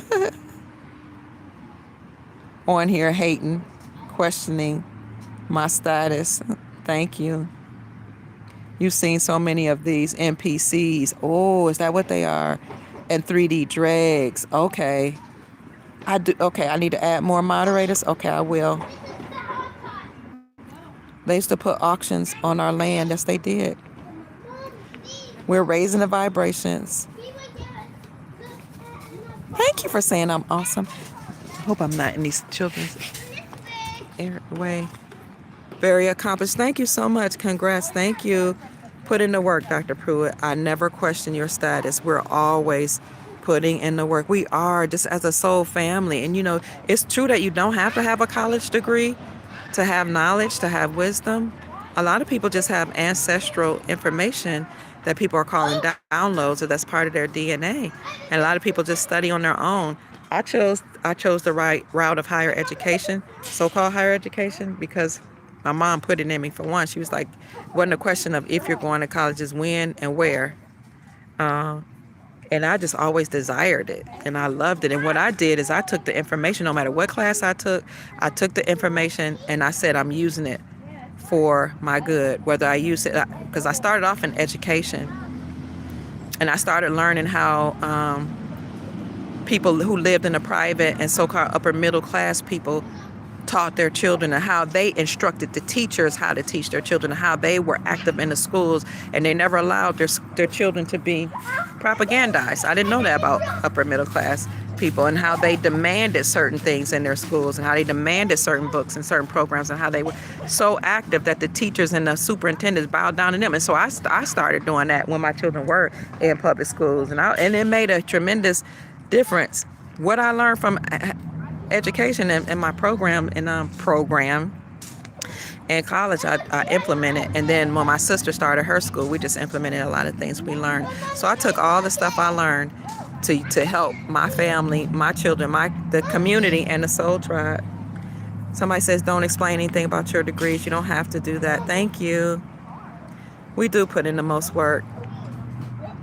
Have a wonderful Tuesday. Amen. Greetings. Take your shoes off while I'm in the park and be grounded. Thank you. I'll do that. You were just looking that up just a little while ago. You're getting some goldbacks on Friday? They have beautiful features. You haven't received a response from Chief Mac? Send me an email to kiapruitt@gmail.com. Okay, and then I'll talk to him and he usually will tell me to give, he'll give me instructions, and I'll connect you directly to him. Somebody said something about Florida getting rid of the red light cameras from a judge that said it's unlawful for something like that. Oh, I didn't know that. There's a Babylon in New York, right? Because America is all those places just talked about in the Bible. They're right here. Babylon, Egypt, Morocco, all those places. Dr. Kia Pruitt, what would give me more bang for my buck? Foreign currencies or precious metals. My son, who's an economist, taught me to diversify. So only get what you understand, study it, and secondly, only get what you can afford. It's always follow the money. People with money usually diversify. So what I of course I can't tell you what to do, would say is once you study it and you understand it and you decide what's best for you, if you decide to diversify, I would say both. If you decide, so here's the thing, precious metals is money. Constitutional money is recognized as money all over the world. Merchants recognize it as money. It's legitimate, it's real money, it's a natural resource source, it comes from the earth. Okay, you can always bank on that. Foreign currencies historically have revalued. They've historically been reinstated back to their pre-war, pre-sanctioned value. But now we're going to have a revaluation where they're going to put a new value on it based on the countries now being sovereign and free, and based on the resources that each country has. So their currencies will be backed by land, oil, water, precious metals, rare earth minerals, all of that, and by the human resources, the people there that can actually do the work to sustain that country, to create businesses. So both have revalued historically. What's sure, the most sure and secure, is precious metals because it comes from the earth. What has happened historically is a revaluation of currencies. So if I had to choose and I wasn't sure, I would get some of both to cover my bases. But there have been times when I've said fiat and paper money could very well collapse, and it doesn't have to come back. It doesn't have to revalue. It just historically has revalued. But what has always been used historically for money, and what can be used for medicinal purposes, and what's used in technology and industrial purposes, and what's used to restore economies, has been precious metals. So study them both and then make an educated decision. You're welcome. Thank you for that. Y'all ready? No, ma'am. Not yet? Okay. Be yourself. Thank you. You looked up and you saw the cameras. Wow, told your daughter this is illegal. Wow. Yep. Yes, my nephew is texting me, asking me if I got the order. I ordered from him. Ishmael Pruitt has a business. You can follow him on Instagram, Ishmael Pruitt, where he has a whole nonprofit business. He made a career out of it, helping people in the community. When he lives in Southern Cali now, he used to live in Sacramento, but he would get grants and get money and food together. He would feed the homeless every single year, several seasons out of the year in Sacramento. But he's expanded that. Now he's only serving the people, feeding the hungry, mentoring people. He's made a whole business out of it. So they have something, it's called Project Optimism, and they just brought out some sweatshirts that says less negativity, more positivity. And I just ordered some sweatshirts. So he just texted me, if y'all heard something, my phone ding, is he asked me, did you get your sweatshirt? I love this nephew of mine because he's like, Auntie, you never steer me wrong. You taught me about precious metals and currencies. I'm following your lead. I love that. We are the new ancestors, the new elders. We are the ones we're changing the trajectory of our bloodline, family. I'm so proud of him. So proud of him. What are your thoughts on buying plated gold? So things that are gold plated have some value if it's 24 karat or 14 karat gold. Yes, get what you can afford, because it's still gold on there. Even gold jewelry, silver, but it's not. It may not be as valuable as like gold bullion, but it's still gold. It's gold plated though. Know that what's underneath it is not gold. Only the covering, only the plating is gold. But if that's what you can afford and that's all that's in your budget, get what you can. Gold plated, gold RM notes, that's gold plated. That's a note that's plated with 24 karat gold. Gold jewelry, silverware, sterling silver is 92% silver. So gold plated, silver, hi baby, coins, jewelry, all of that. I would get some, especially if this is what my budget allowed me to get. It just may not be as valuable as like a gold bullion coin. Thank you for that question. Any other questions, family? I'm getting hot. I've been on for an hour and 31 minutes, and I said you can ask anything about Nasara, Jasara, the revaluation of currencies, the global currency reset. I want to talk about student loans. A lot of the student loan companies now, they're allowing you to get forbearances, which they've always done, but they were denying people. Try it again. If you want to get a forbearance or push off paying your student loan, go to Nailnet, Nelnet, start you an account or log in your information and ask for a forbearance or an income-driven amount you can pay, because they had stopped saying you can get a forbearance. But what happened was people started suing. I can't think of the major company that holds student loans. And so it's held up in court right now because they said that they were doing nefarious practices and unlawful practices. And so they're supposed to be, they said these loans, these companies had to pay out the people for kind of really steering us into forbearances, which made us accrue interest.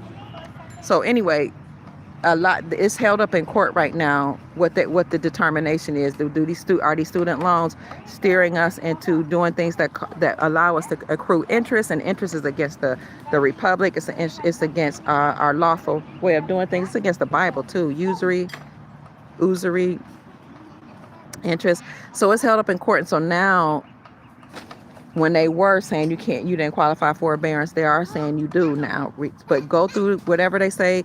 If you want to push off the payments, ask for a forbearance. They may ask you if you're on Social Security or Social Security disability or any type of disability, upload that. If you're a veteran and you're on disability, upload that proof of that. Let's see, what else you can upload documentation from your taxes. If you file taxes, to show that you only have a limited amount of income. I don't know what else they will take for proof of that. And you can push those payments back for like 6 to 12 months because they're in litigation right now, trying to decide how to deal with these student loan companies.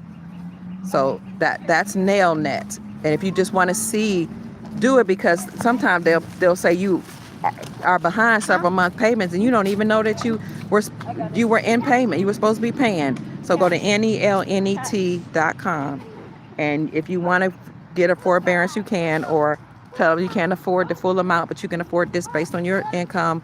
Do that, because you don't want that to go on your credit report while we're still under the system, and it could be preventing you from getting some things you want. Also, if you have collections on your account, things that were in collections, things maybe late payments, or they sold your information to a collection company. They used to allow you to settle. They still do allow you to settle the amount. Like and sometimes they'll give you 40% off if you can settle it, 60%, 50, and sometimes 60%. But they used to say what you would do is you say, I want to settle this account. I'm giving you options. I owe $3,000, but I don't have it. They might say, well, I'll only take off 500. You say, oh, well, okay, I can't do that. Well, what can you do? Well, can you take it down 1,000 or 1,500 and delete it? I'm paying for deletion, which means I'll pay to settle the account and then you delete it from my TransUnion, Equifax, and Experian account from my credit bureau. Most companies would say that. Now some companies are saying, nope, you can settle the debt. We'll just put it on your credit report as settled for a lesser amount, but we won't delete it because they're running out of time and they're trying to get as much money as they can and they want to punish us, the people, so they won't delete it. I'm going to give you another option. So you call and you can settle the account, but no, when you call collection companies, they update that information and it might show like as if it was a new account. And even when you settle, it's still seen as negative. But if you're trying to buy a house, at least you settled it and it's paid down and you're more likely to get a mortgage if you want a mortgage. I don't like mortgages. I don't like debt pledges, but this is the system under which we live. So be mindful if you call a collector, they're going to update that account, but you can settle it. And you ask them to settle it for deletion. Try to get 50% off or 60% off the debt. Or you can make payment arrangements. But I'm going to give you a better option, in my opinion, if you have the time. Now, some people don't have time. They're trying to get it settled so they can go ahead and buy a house because mortgage brokers are like, I want to see a lot of those collections either settled or the amount reduced or brought to zero or deleted, okay? If you got more than 30 days to get it off, you can write what's called a Fair Credit Reporting Act Section 609 letter. Section 609 letter. I'm going to put it up on my post in my community section later on today. I'll show you a whole letter.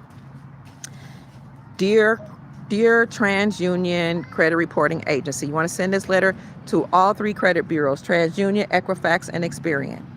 Dear Credit Reporting Agency Representative, I noticed that I have some unverifiable items on my credit report.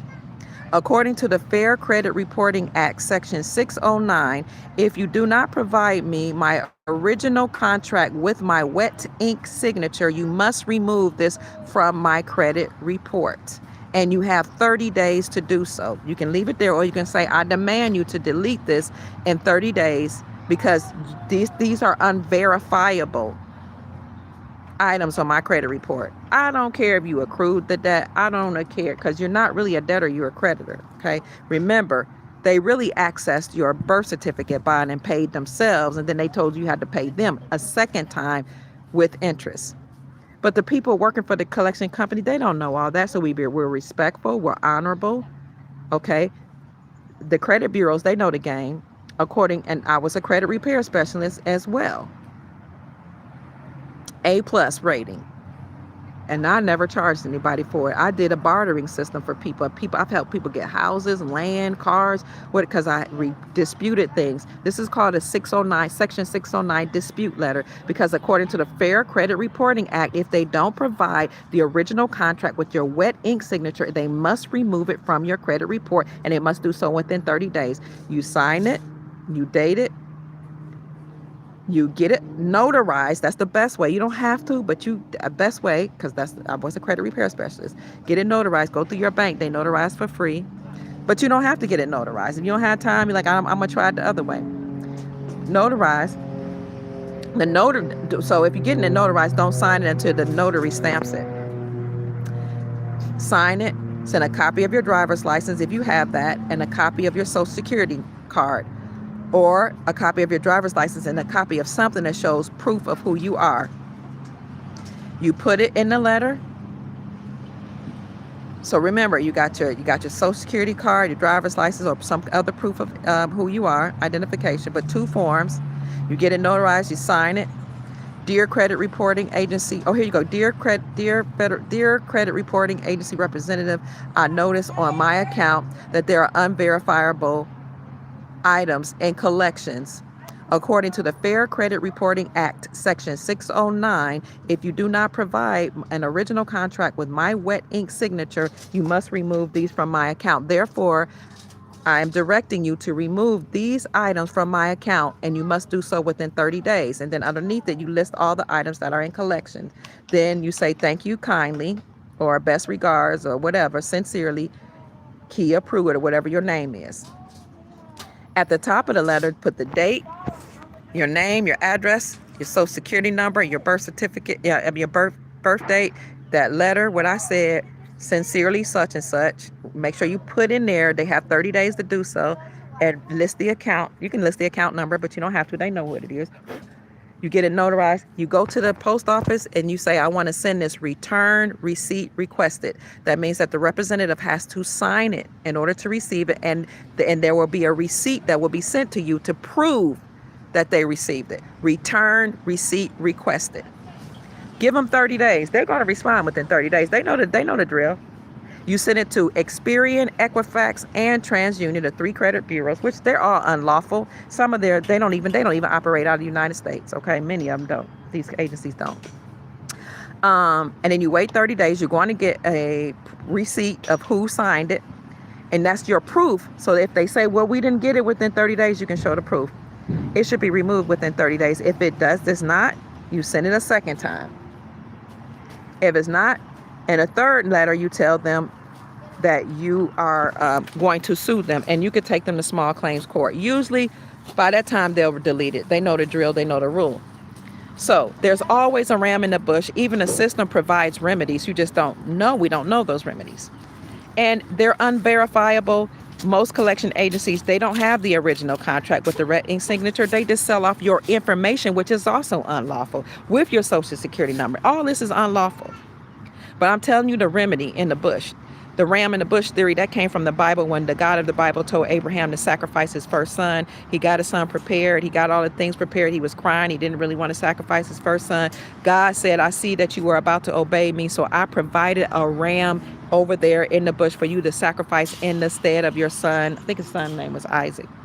That's what I mean by there's always a ram in the bush. There's always a remedy, a way out, even in their system. Section 609 letters. They might even have some videos on them, but I'll put up the letter in my post, but you got to give me some time to get home and to do that. I'll provide you the addresses too and the fax number in case you want to send it through fax. I don't know how it works through fax. I've only done it through mail. Okay. So this is just for what you can do now while you're operating within the system. The paperwork to get liberated, I don't do. You'll have to contact Asir, the Duke of Tears. And I don't know his email, but I can provide it. I'll put it in the description section because he's been on my podcast and he's given his email address. I'll put it in the description section of this video when I get home. This is how somebody's continued to recruit. I don't know who sub-towards are. Be ready. Somebody. Oh, who is that? Elena the Dannon said, put out a short video or post saying, be ready, stand our ground because something big's about to happen. Ooh, that's great news. So get your humanitarian projects set out. Know what it is you want to do for humanity. And we always talk about humanitarian projects, but charity starts at home. Let's get a vision statement for ourselves and for our families. What is your vision for the future? Get a mission statement. What is my purpose for myself and for the mission for yourself and your family? Vision and a vision statement for yourself and your family, and get your family on board. Let them know what you're here to do. Get your own plan for your family together first. And in addition to that, get a humanitarian project for how you're going to help humanity. But charity starts at home. And this is the time for us to do that. A lot of us might not have really been ready to handle the amount of wealth that's about to come through our wealth management accounts. The banking system is changing. No longer are we going to have a bank system. All these banks that remain have to be Basel III compliant, meaning they recognize gold as a tier 1 asset and they have gold in their coffers. This is why they've been accumulating gold in record numbers, and they have to have foreign currencies too. That's another way to add, they call them tier 2 assets to your bank. to make sure that your bank or what institution is economically healthy, and they can help it to stand in the middle of any type of economic upheaval. So the banks that remain will be turned into wealth management centers because we're all going to be wealthy. And those accounts, when you go to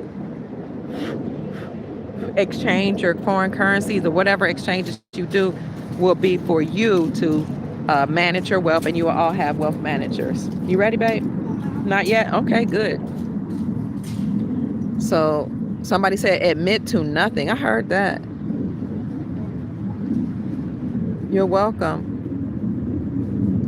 So get a plan for yourself, your family, and your community. You're no longer doing your contracts with anyone. I heard that. This is my last year paying taxes. Yay. I'm going exempt from here on out. I know that's right.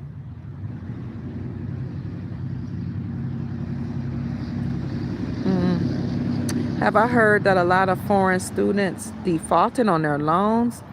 I know a few foreign students that just moved countries while owing money and having. So yes, when I lived in Louisville, Kentucky, I used to ride the bus with a lot of people from different countries. And I used to talk to this African gentleman on the bus because we rode like 30 minutes to get downtown. And he told me, he said, I'm going to rack up as much debt as I can. He said, this is what people do when they come to America. You know, I was younger than I was in my early 30s, so I'm just listening. We come here, we make the money we can. A lot of us are in, and they were, a lot of Africans and Indians were actually in the engineering and technology. And their children take advantage of minority scholarships. Now, they won't call themselves black, but they'll take advantage of minority scholarships. They were in, their children are engineering departments. They're taking advantage of the DEI programs, the minority scholarships, but don't you dare call them black, and they don't hang around around black people. But he said, we come to the country, we work, we send money back home, and we rack up a lot of debt. He said, then we just retire back home. We don't have to pay that debt. We're not Americans. So yeah, they rack up student loans.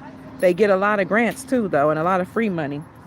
And they buy houses here, enjoy them, get mortgages with low interest or no interest mortgages. They don't even have to prove that they have credit, because a lot of them don't. They can just show a transcript that they attended a college class or college classes. I learned that from a mortgage broker. Top A1 mortgage broker in Louisville, Kentucky told me that. All they have to do is bring a transcript. They go to college for free or on student loans or grants or whatever. They don't even have to graduate. They can get a mortgage. They get the biggest. They get big, nice homes. Put in their family that came to America. They get the good jobs, and the jobs will pay to send for their spouses. Get all kind of benefits. Children get the minority scholarships. I don't care where they come from. They come from another country. They'll say they're a minority because they are a minority in this country, right? Take advantage of DEI programs. They get welfare. They just don't call it welfare. If you get anything from the government, it's welfare, baby. I don't care if it's a loan, student loan, that's welfare. Food stamps, that's welfare. They call black folks welfare queens, but they didn't talk about their wives that was getting welfare and food stamps. So then they rack up debt and they just leave. They don't have to pay the debt. Who gonna check me, boo? And all the money they sent back home, they built farms while they were here, because it don't cost a lot. Their dollar goes far in many of these countries, African, Asian, wherever they are. They create farms, they build mansions, they send money to their homes, and they go and they retire and live like kings and queens. A lot of companies here in the Americas recruit. It's called brain drain. They recruited Nigerians to go in medicine, and other Africans. They recruited Indians. And then the nurses, they recruit a lot of women, African women and women from South Central America. They go into nursing, and a lot of women from the Asian countries, the Philippines, they just come over here going to nursing. Some of them, unfortunately, would marry American men, just a lot of people, foreigners, just to get over here, go ahead and get that education. Because they know you can get into nursing really inexpensively, and you can have it covered, and you can get all these benefits while you're doing it. Get a nursing degree, send that money home to provide for their families, and they pay this game where they will, if you get into an argument, they all know this, they would get a green card outside of their husband, and they can do it behind their husband's back. It was called VAWA, Violence Against Women Act. And they can say, oh, he committed violence against me just because you got into an argument or disagreement or nothing. And then it used to be real easy to just get a green card through VAWA, Violence Against Women Act. Husband knew nothing about it. They all know the game. They all played the game. Not all, excuse me, a lot of them. And that's how a lot of them became citizens over here. Get married, trick these men into thinking they love them. And if the man don't get them a green card, and they do it while they're married, so they're thinking the husband's going through the process to get them free, but then they're also working behind the scenes to get a violence against women green card. And they didn't even need to. Thank you, babe. That's beautiful. To prove it, they could just file a police report. Please come out, file a police report. I probably shouldn't be giving out this information, but this is what they do. Y'all men, be careful. I don't know if men could do it to ladies, but the system was the way it is. You know how it's designed. I ain't got to tell you. You got a lot of men who got done wrong. They coming on the internet talking about it now. These internet sensations and social media influencers, the men are talking about it. It's true. They knew it. So then the women would get the government to give them a green card, and then see through under Biden and all these other presidents, they can get through VAWA, Violence Against Women Act. That was a route for them to get their green card on their own, and then they will get welfare, Section 8 housing, daycare for their children, a work permit, classes to learn English, and help even if they wanted to start a business. Oh, they were getting over on the American people. They taking all this money. I can't blame them. The government was the ones that allow it. Meanwhile, people would tell you, I came to America with nothing but $5 in a dream. But I've been on that dream. The American dream was supposed to be for the American people, but it expanded, and then people took advantage of it. I can't even be mad. But yes, a lot of people come here, rack up student loan debt, get mortgages, get car loans, business loans, and then they leave. Before they leave, they'll bring an uncle or cousin or somebody from their family member to then take, because the 5-year low interest loan to start a business might have been for 5 years, no interest loan. And then before those 5 years run out, they'll bring another family member here. And then they'll put the business in their name. And then before that 5 years run out, they get another family. And they just keep doing it until they're tired, until they then send them enough money home. And then they retire home living well. And then the debt is left here for we, the American people. And this is the real reason why we're trillions of dollars in debt, as well as wars and other things. And yes, we have welfare programs here, government programs for we, the American people. But the welfare queens, trust me, is way more than black women on welfare. Lots of people getting government loans and benefits. They just don't call it welfare. They want to tag it on people classified as black so we can look like hooligans and lazy folk. To answer your question the long way. Yeah, that's my water. This is Granny's. Something happened. Okay, we'll see. Can I use this real quick? Somebody, Dr. Kia, somebody discussing a past revaluation that took place in Kuwait back in the 90s. And it was on March. What didn't I say? Look it up. Look up what happened in Kuwait during a blackout, during Ramadan, and during a blackout. Look at what happened in March during Ramadan, during a blackout, right after they said there won't be a revaluation. Who was in the banks? I know people want to stop paying taxes. I'm not going to tell people what to do. I know people who don't pay taxes.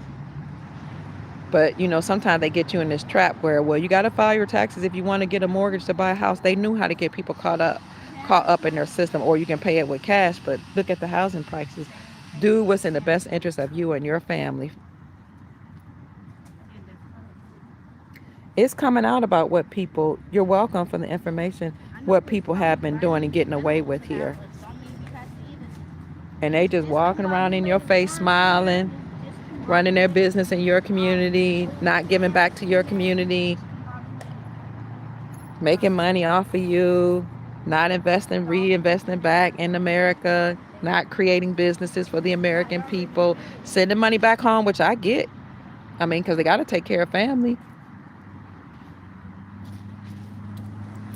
And playing in your face while they work with the government to get government benefits and keeping their husband in the dark while some of these women do it, get away with it.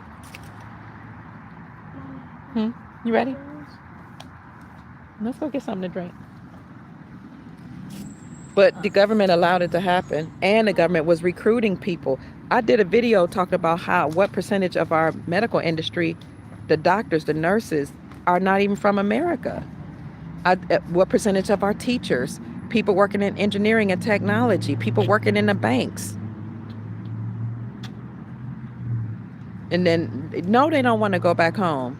They don't want to go back home because they've been able to enjoy all this that's here that was supposed to be for the American people.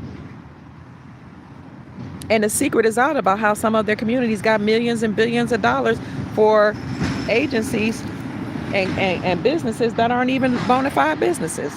Shell companies. Oh, go ahead. You can see businesses right now. You're like, what is that business? I don't ever see anybody going in and out of there. Shell companies, some of them. Some of them get running trafficking through those businesses, or they just have it as a front. While they get all millions and billions of dollars from the American people. And they smile in your face, and I mean, I would too. And they're so secretive. Now you know why. I'm not saying all of them, say a lot of people. And they stay in their enclaves, in their communities, because people do what's comfortable for them. They like to stay in their own communities. But it used to be a time, if you came to America and you wanted a green card and you wanted to call yourself American, you had to either fight in the war, or you had to go and apply and denounce your nation of origin and fully assimilate into the American culture. I love it. You can ride my bike, big girl.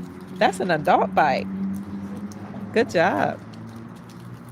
So I'm going to get off here, family. I've been on here for almost 2 hours. It's time now for me to... Yeah, we've been here 2 hours, big boy. No, baby, not today.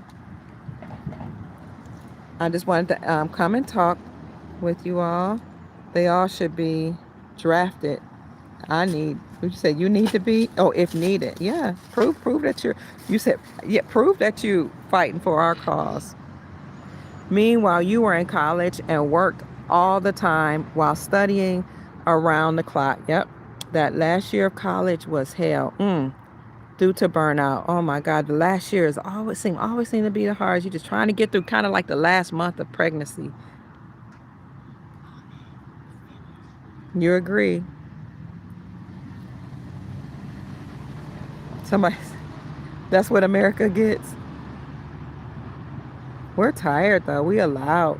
I mean, we've been, a lot of us kind of been like, a lot of people feel disrespected. Because they feel like people come to America, they refuse. It didn't used to be like that. People used to want to learn the language. They wanted to assimilate. But not against so many free benefits. They were flown over here for free. They were allowed. The borders were open. They just came in, brought whoever they wanted. They didn't have to learn the language. They didn't have to assimilate. And that makes you feel some type of way. Somebody in your culture won't learn your culture, won't learn the English, force you to learn from them. You go into their stores because it's in your community, and they're holding up translators and phones while they talk to you, or only speak Spanish like in Miami, in your country, and won't learn. And that makes you feel some type of way. It's like you don't respect me, because if you respect me, you would try to learn the language. Like how can we communicate? We feel like we welcome you more. Like when I went to Ghana, they were like, when you learn tree.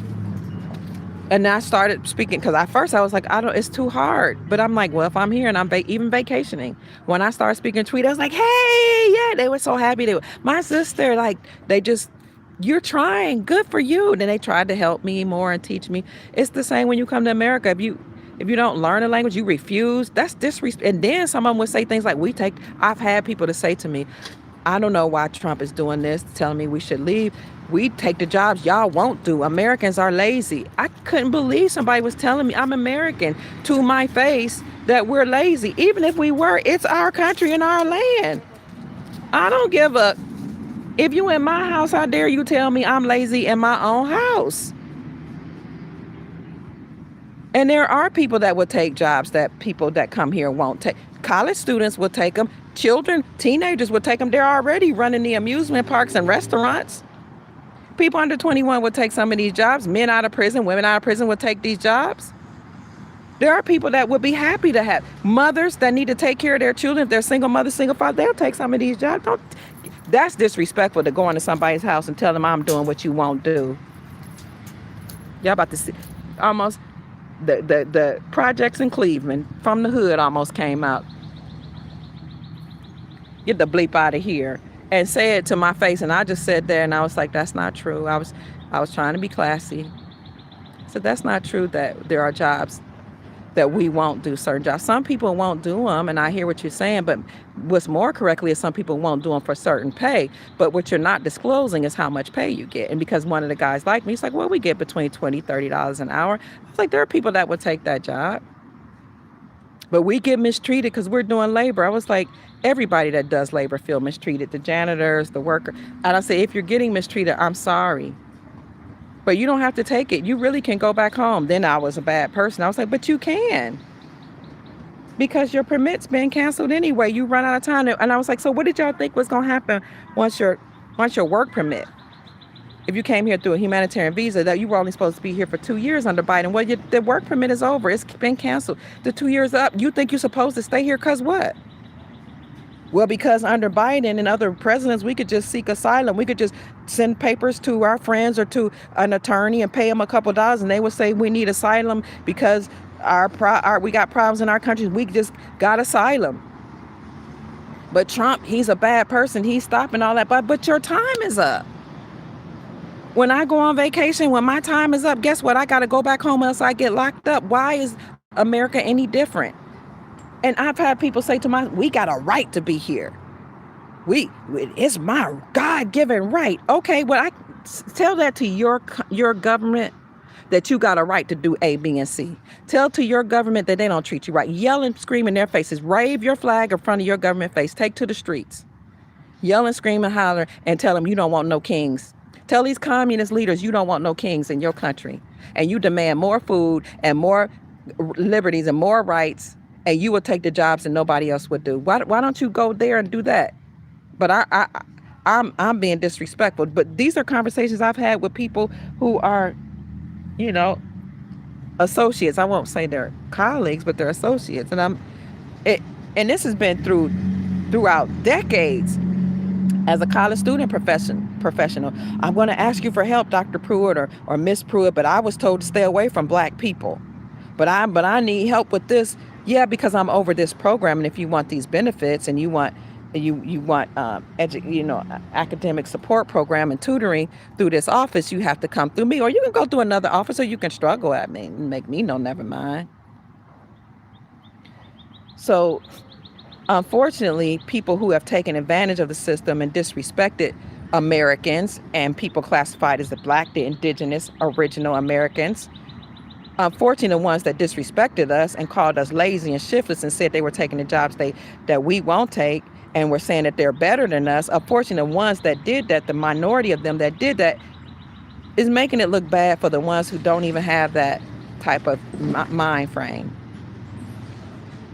But there have been people that walked on our land arrogantly with their heads held up, disrespecting us, taking advantage of the system, taking the scholarships that were earmarked for certain people, refusing to speak the language, calling us bad because we're Christian and they're something else, or we're this and they're that.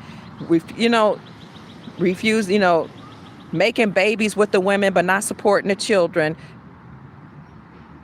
They've made a really bad name for their community. And we know of now that everything's being uncovered about the ones that's stolen millions and billions of dollars from allegedly the American taxpayers through these shell corporations, daycares, so-called schools, and businesses that don't really exist. And so we're tired. We're just, and it kind of makes you feel numb. But what I don't want to happen is for us to start fighting against people who aren't American, because it's not them. They took advantage of what was allowed through the so-called government. Now the disrespect is off the charts. I saw that amongst all the communities. I know I see it online. I know, family. We don't want us to disrespect each other. We've all been victims um, of the entities that enslaved the planet. Because yes, the United States Incorporated was in cahoots with these governments that enslaved their people and caused them to be in poverty. But my point is, if you're here yelling and screaming and hollering about how much you're better than me and better than Americans and how there be no kings and you hate our president, it doesn't even matter if we didn't support Donald Trump, which I do. But even if we didn't, that's the president here in America. If you have the audacity and the energy to do all that here on our land, take that energy to your country. Why isn't anybody going to their leader and saying, I demand you to step down? Because Mark Rubio, who is a child of Cuban immigrants, even said in Cuba, yet he knows that the United States and people were in cahoots with the leaders there to put sanctions on. But he said, look, they have the government has resources and access to a lot of things. He's hoarding it for himself. He can step down and release that power and give it over to the people, but he refuses. Why aren't the people saying, using that energy to direct it to the president in Cuba and the president in Venezuela before Maduro stepped down, and the presidents in the African nations? You know, because when I traveled Africa and friends that traveled Africa, they would just say, our system is corrupt. Our system is corrupt. They will sell everything they have to come to America. They will even participate in a lottery, give all the money they have for a lottery. Some of those lottery schemes, the people that own those lottery companies, they know you're not going to win, just to get an opportunity to come to the Americas, and for some of them to disrespect the American people, either intentionally or unintentionally. Because if you come to our land and you only benefiting yourself and your family and your country, and you haven't even tried to put forward an effort to give back to the American people, that's disrespect. But you know what? My father taught me when I was a child, self-preservation is the first law of nature. So people gonna do whatever they can to preserve themselves and take care of themselves. So if that's the first law of nature, I don't even have a right to be angry. What I need to do is change the laws and work to change the system, because people gonna do whatever they have to do to survive. You can't be mad. I can't be mad at that. I have to respect it. Grand Rising, darling. So the good news is, in order to receive the benefits through Nasara and Jasara, a lot of people have to be back in their own countries. And some of them want to go back. And this is an opportunity. A lot of them don't. They online crying, saying, we're poor here, we're enslaved, we're eating mud pies, we live in huts. And it's sad. When my friends from Cuba told me and showed me videos of what they had to go through, and how some of them were eating like mops, ropes from the mop that they fried, and how in some African nations they literally had mud pies because they ran out of food. I literally cried. I broke down crying. Like, I'm human. My heart could not take the stories. I broke down crying. So I get it. I understand. I'm just saying, we still have laws and we have to follow the laws. So the United States Incorporated, they have to fall, they have to collapse so that we can restore republics all over the world and the people can have their sovereignty back. Come on, babies. And this is what's happening behind the scenes and in front of the scenes. And that's why Donald Trump removed us from 66 organizations to restore our sovereignty. And he created the Board of Peace, because this is a tenet of the dynasty that was here before it was colonized. Love, truth, freedom, peace, and justice. And it has to be restored. And through Project Sandman, your friends all they left, huh? Through Project... That's a good thing, because like, we have to park to ourselves. Now you got to park to yourself. You like that? Yes, ma'am. Okay. You not ready to go yet? No, ma'am. Well, it's almost time to go eat something and get something to drink. I'm getting thirsty. Project Sandman was an agreement that all nations would stop trading with the dollar, which we see happening through BRICS, and use their own local currencies backed by precious metals. This is why countries repatriated their gold back from them. This is why African nations kicked out the colonists or expelled colonists. You can look it up. Look up how the French colonized African nations: Chad, Niger, Burkina Faso, Senegal, um, Mali, kicked out the colonists, and now the French economy is collapsing. And so they said, we got our own government now, we got our own military. They got the support of Russia and the BRICS Union, kicked out the colonists, and they said, now we're going to have one Africa, one payment system. They're working towards that. One currency, one passport. They're all working. Now, there is one African nation they said they don't want in their country. They said those are the ones that's been taking advantage of the Americans and lying and saying they're better than everybody else and saying they weren't African. They said they were Arab. They weren't African. So now they want our help. And they went to the Americas and they stole billions of dollars with the help of Omar Ilhan, whatever her name is. They like, no, y'all figure that out. Work that out first. I ain't got nothing to do with that. That's their business. I stay out of other folk business. But one Africa. Nations are reclaiming their sovereignty. This was, we were talking about an agreement behind the scenes called Project Sandman.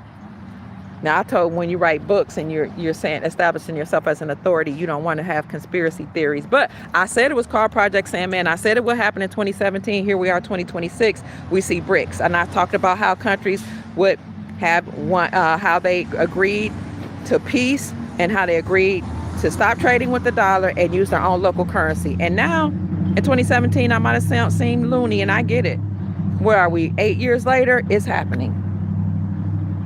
But countries, people have to be in their own countries. That's a good thing because now they can rebuild their nations. And if they want to come back, they come back lawfully. And Trump isn't even kicking out everybody. Like when you see people online, listen to their stories. I overstayed my visa, but I'm a good person. I overstayed my visa, but I paid taxes. I just got out of prison. I was in a gang, but I'm changing my life around, or I'm trying to help me come back. We have established laws just like other countries for a reason. Law and order. And if you don't like it, then you can either help to change it. If you're not American, you can't help to change it. You can change what's in your country. Sweep around your own front door before you try to sweep around mine. Old quartet, black male, indigenous male, classified black, was saying, sweep around your own front door before you try to sweep around mine. They would do that shoo-doo, shoo-doo. In other words, clean up the area in your home, your own home, around your own front door before you come and tell me what I need to do in my country. How about that? Now, I'm not over here talking about. That's funny because I don't hear Americans talking about y'all in Iraq, y'all need to do this. Y'all in Iran, y'all people, and we don't go to other people's country. Y'all need to do this and y'all need to let me stay. I'm here. I have a right to. Do you know the last Americans that did that in Ghana ended up unalive? 2 sisters. I was there when it happened.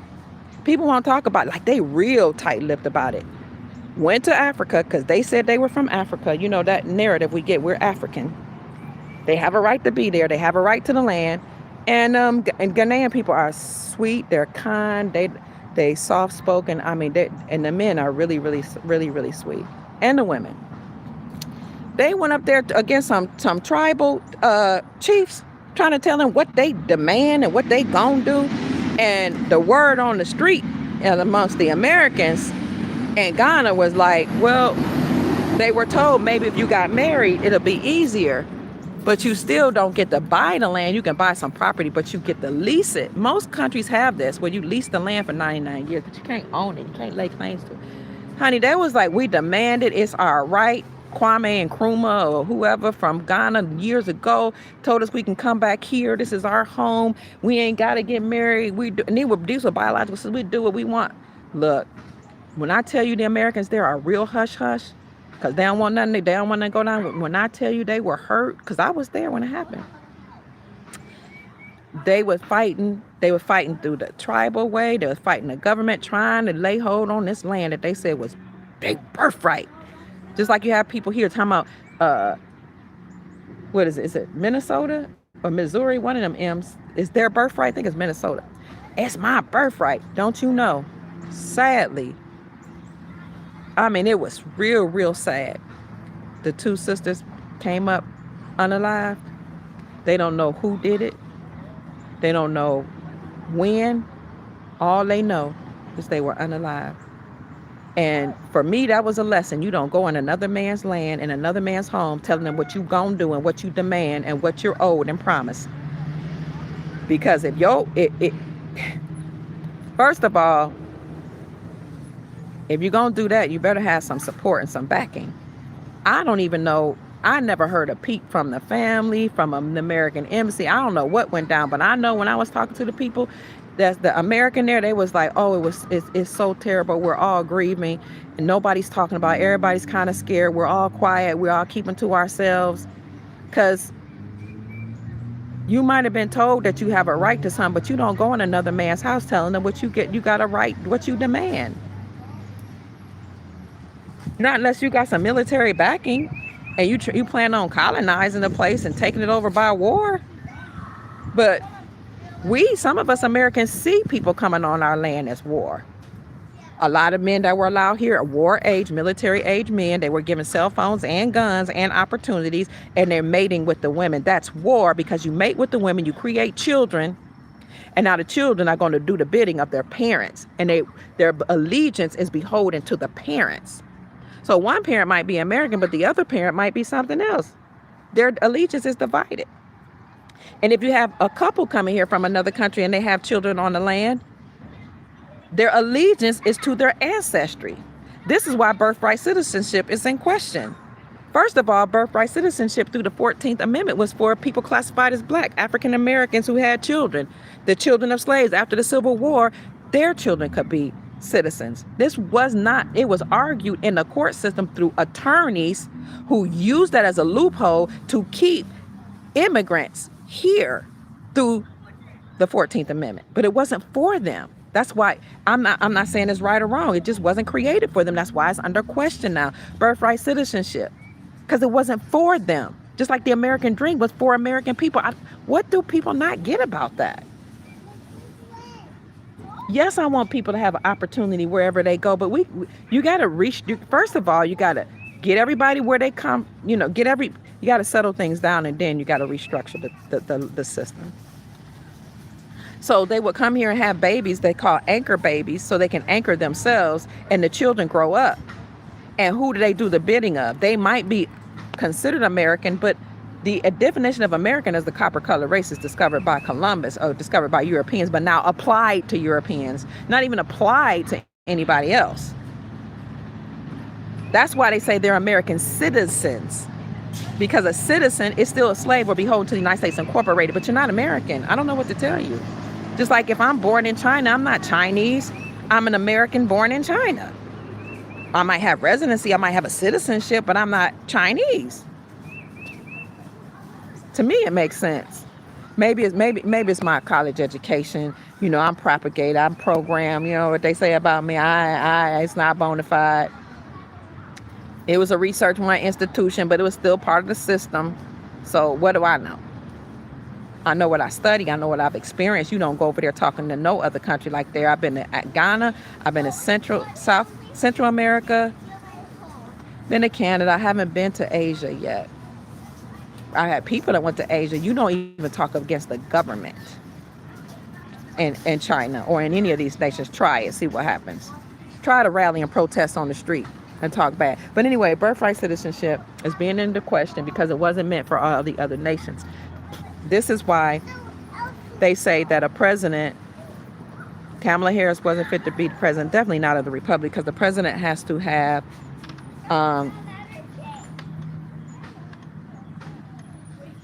they have to, God, it's escaping me, I'm getting tired. The president, in order to run for president, you have to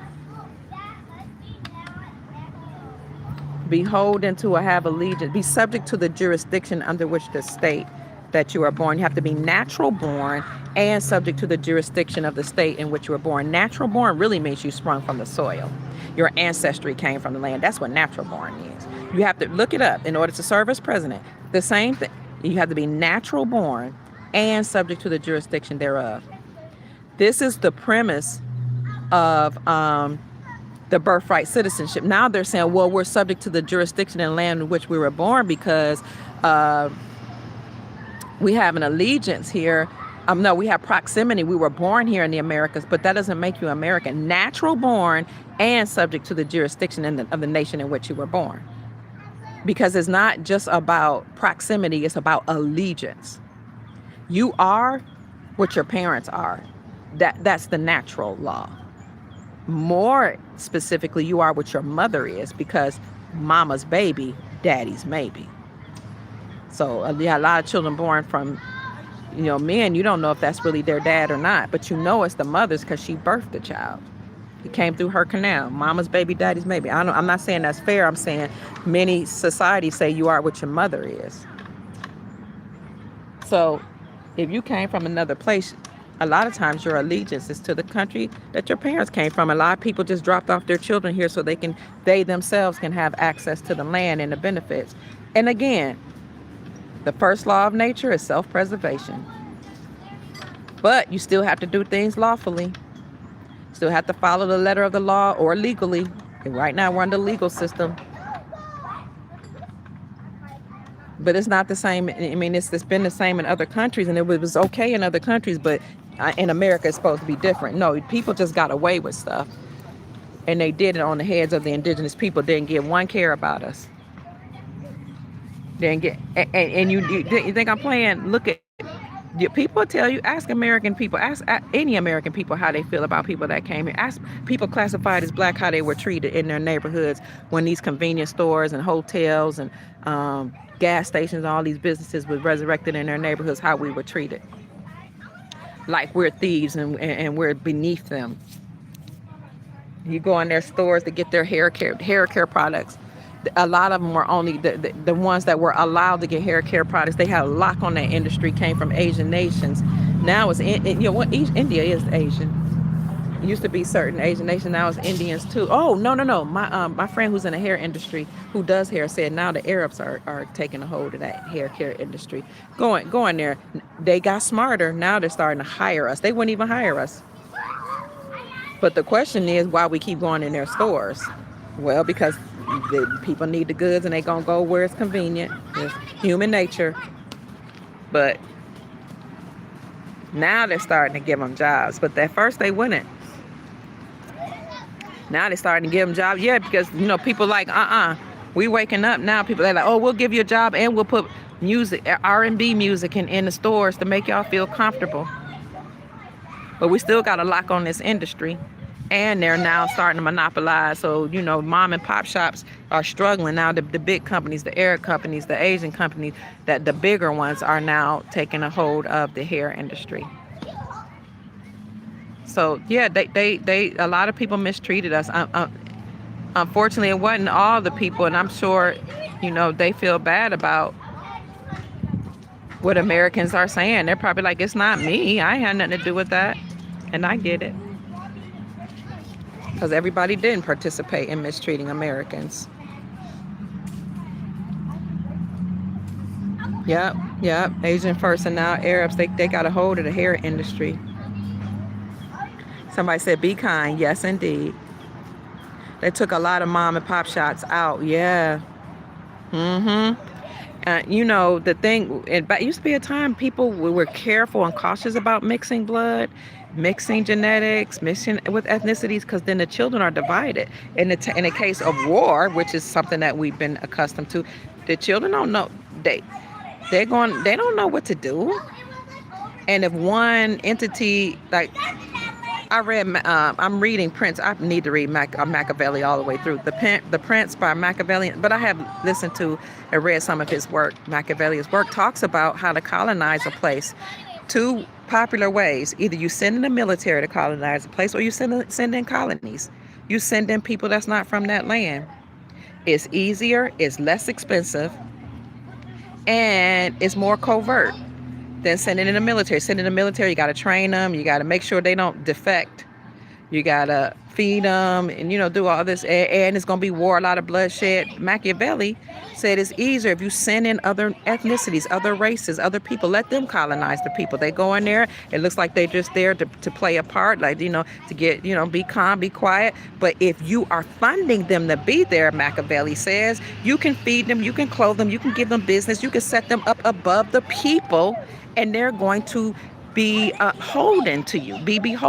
They're going to have allegiance to you because you're the colonizer, because you are the one that sent them or brought them in.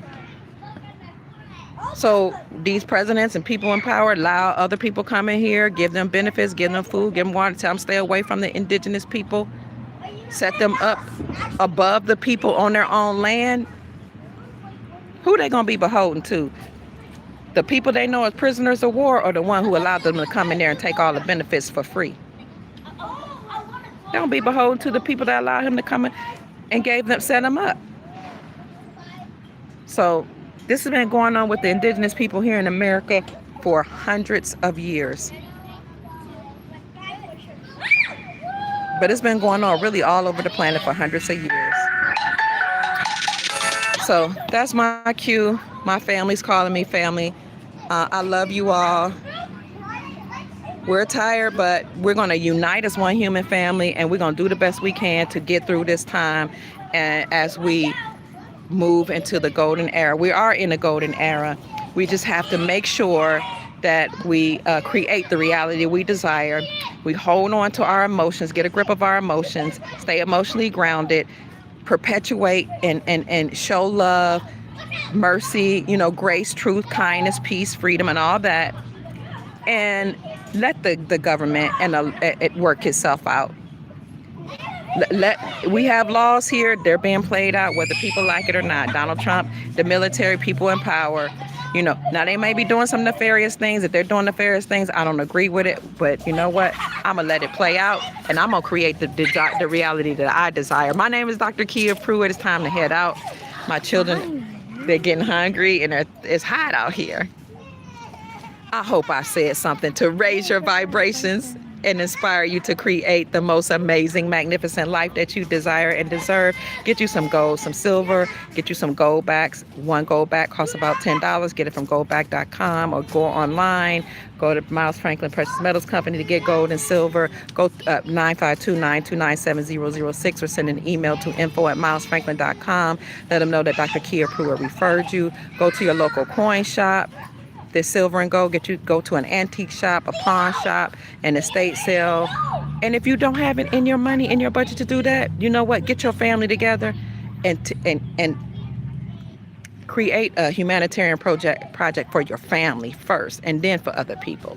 Get them together, tell them what the mission is and the vision, or you can do it together. Vision is create something within your family, and that will expand out to the community. Work in your community, create community schools, community bank, but it starts at home with the family. Teach your own children, hone your skills. My daughter does hair. I'm like, I'm gonna stop paying these other people, but she was busy. Now I'm like, you gonna get the money, okay, to do my hair. I got a son that works, can know how to fix cars. You gonna get this $800 instead of me sending it out here, And we have been doing that to some degree. Now it's time to do it for me in a larger degree. My grandchildren, take them out of the they're making new friends, out of the educational system. I'm home. I got my own home business and the platform. But on the side, I'm gonna teach y'all. Starts at home, and then if there's somebody else in the community that can offer a service, we're gonna barter back and forth. This is how we create a society where we're all helping each other. But it starts in your own home. You don't have to have money to do that. You have to have a desire. Know what your mission is for yourself and what your mission is for your family. Teach it to them. Get a buy-in. Get them to buy in on it. Work with the ones that want to work. Create your own banks. Everybody doesn't have it in their budget to get silver and gold, foreign currencies, but Big Mama might, Big Papa might. I love it when you call me Big Papa. Throw your hands in the air if you's a true player. Oh, I shouldn't sing that part. Anyway, Big Papa, Big Mom, somebody might be able to. But you have skills. You all came down here. We all came with a skill, with a gift, with knowledge, with wisdom to do something That is what we should be sharing with our family members and with our community. That's how we build a beautiful, healthy society. Healthy, strong societies are comprised of healthy, strong communities. Healthy, strong communities are comprised of healthy, strong families. That's what a community is. Families. Claude Anderson, Dr. Claude Anderson said a neighborhood is different from a community. A neighborhood is just a place where people live. There's, like houses in one area. A community is where you own the things in that area. The school, the bank, the hospital or the medical center, whatever. You could be naturopathic. The medicine lady used to be in a tribe, in the community. The spiritual advisors, where you had several tribes together, right? The educators, the teachers, the mothers. Hi, baby. Will come together. Hi, sweetie. Hey, How are you? good. Good. You're handsome. What's your name? Kenneth. Hi, Kenneth. Oh, you're Not so Kenneth. sweet. What is it? King. Oh, King. Okay, King. Give me 5. All right, Mama. I'm a little fast. I'm talking to your mom. Your mom did that. I love that, King. All right. I am for you. And you got your crown together? Oh, man. Oh, I got to have another 5. All right, King. You're awesome. Can I play tag with her? You can play tag with her. Can I play tag with Of course. Come on. Hi, I'm Kia. No, girl, you better. Mama's name is Princess. You better come on through here. I love it. Thank you. You're welcome. All right, family. I love y'all so much. I'm going to get out of here. My daughter's calling me. Dr. Claude Anderson. So I'm ready. Yes, he talked about community and how we need to have community resources. We keep talking about my community, my community. Do we have a bank in our communities? Do we have hospitals? You don't have to be an institution. Where the medicine women at and medicine men? Do you have counselors? The mothers can be the counselors. The mayors were women anyway, right? You guys can cook, you can clean, you can bake. Somebody can know how to fix shoes. You got musicians. You know how we got mechanics. We got barbers, hairdressers, mothers. Mothers can take care of babies and help with other babies. You want a daycare provider? The mothers can do that. So we have everything we need, family. We just have to know it and know that it doesn't take money. The best resource, the number one resource is human resources. That's you and me. We're creating the reality that we desire and deserve. So let's get to it. Let's get to work, family. These big corporations are collapsing. The businesses are collapsing. The banks are collapsing. The hospitals, my mom was just telling me about, they're going out of business. Doctors are leaving the industry. Nurses are saying this is too much work. Doctors are saying I'm tired of insurance companies. They're quitting. That's the time for the medicine people. Dentistry, now they're quitting. My mom said they used to be good. The dentists don't do the jobs they used to do. My mom said medical profession. All my family was in medicine. I was the one that worked for the medical school, but I wasn't a doctor or a nurse. All my siblings are, and my mom in the medical profession. But everything's collapsing. And then you have, with the economy collapsing, everybody that's implicated in the Epstein files, in every segment of our society across, the articles say 100 nations. It's more than 100 nations. They're stepping down or being forced to retire, resign, or arrested. Their time is up. Who's going to heal the people in your home, in your family, in your community? Who's going to fix the cars? Who's going to bake the food? Who's going to grow the food? Where are the farmers? Where are the local farmers? I don't care if they don't look like you. It should start in your own family, in your own home, in your community. But if you have a neighboring community that they're growing food, they can offer you food and you can offer them something else. But you better make sure they have your best interest at heart, because some people have enemies on their own land. It's interesting how we make enemies with people, or people through bloodlines are enemies, and then we ask the enemy for food. Through bloodline, I keep saying something I said before, bloodline wars are happening right now. But we can form contracts with communities, right? But who's going to do all this work we're talking about, all these industries that's collapsing? The president just released some of the funds that were held up through the Department of Education that the government had on lockdown. He released it to go to private schools and homeschooling. That's why you have places like Florida that would give families $7,000 to $10,000 per child to homeschool. I haven't accessed it yet. I need to. I don't know if it's a tax credit or if it's funds. But I need to look into it. I'm on a waiting. I'm on not on a waiting list, but on the mailing list to receive information. So we are now in control of our own families and our own homes. We just have to stand in our sovereignty. Nobody's forcing us to send our children to school. We can educate them ourselves. Nobody's forcing us to go outside of the realm of our expertise. I don't have to go outside to get somebody to fix my car. Now, they will do things to the car to make sure that they don't, it's something that they haven't taught other people. We used to have vocational schools, so we need to create vocational schools. So let's get to work, family. I love you. My name is Dr. Kia Pruitt. I've been on for over 2 hours. I appreciate you. You all are amazing. You're welcome.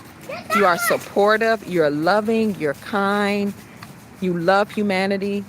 You're good. You have a good heart. Your heart is in the right place. You came here to help liberate humanity, and you came here for your bloodline to reclaim all that was taken from you. You came to recover the wealth. You came to recover everything, the land and the resources, and to share it with the human family. That's it, family. I love you, and I'll talk to you soon. Bye-bye. Thank you again. Thank you so much. I love you.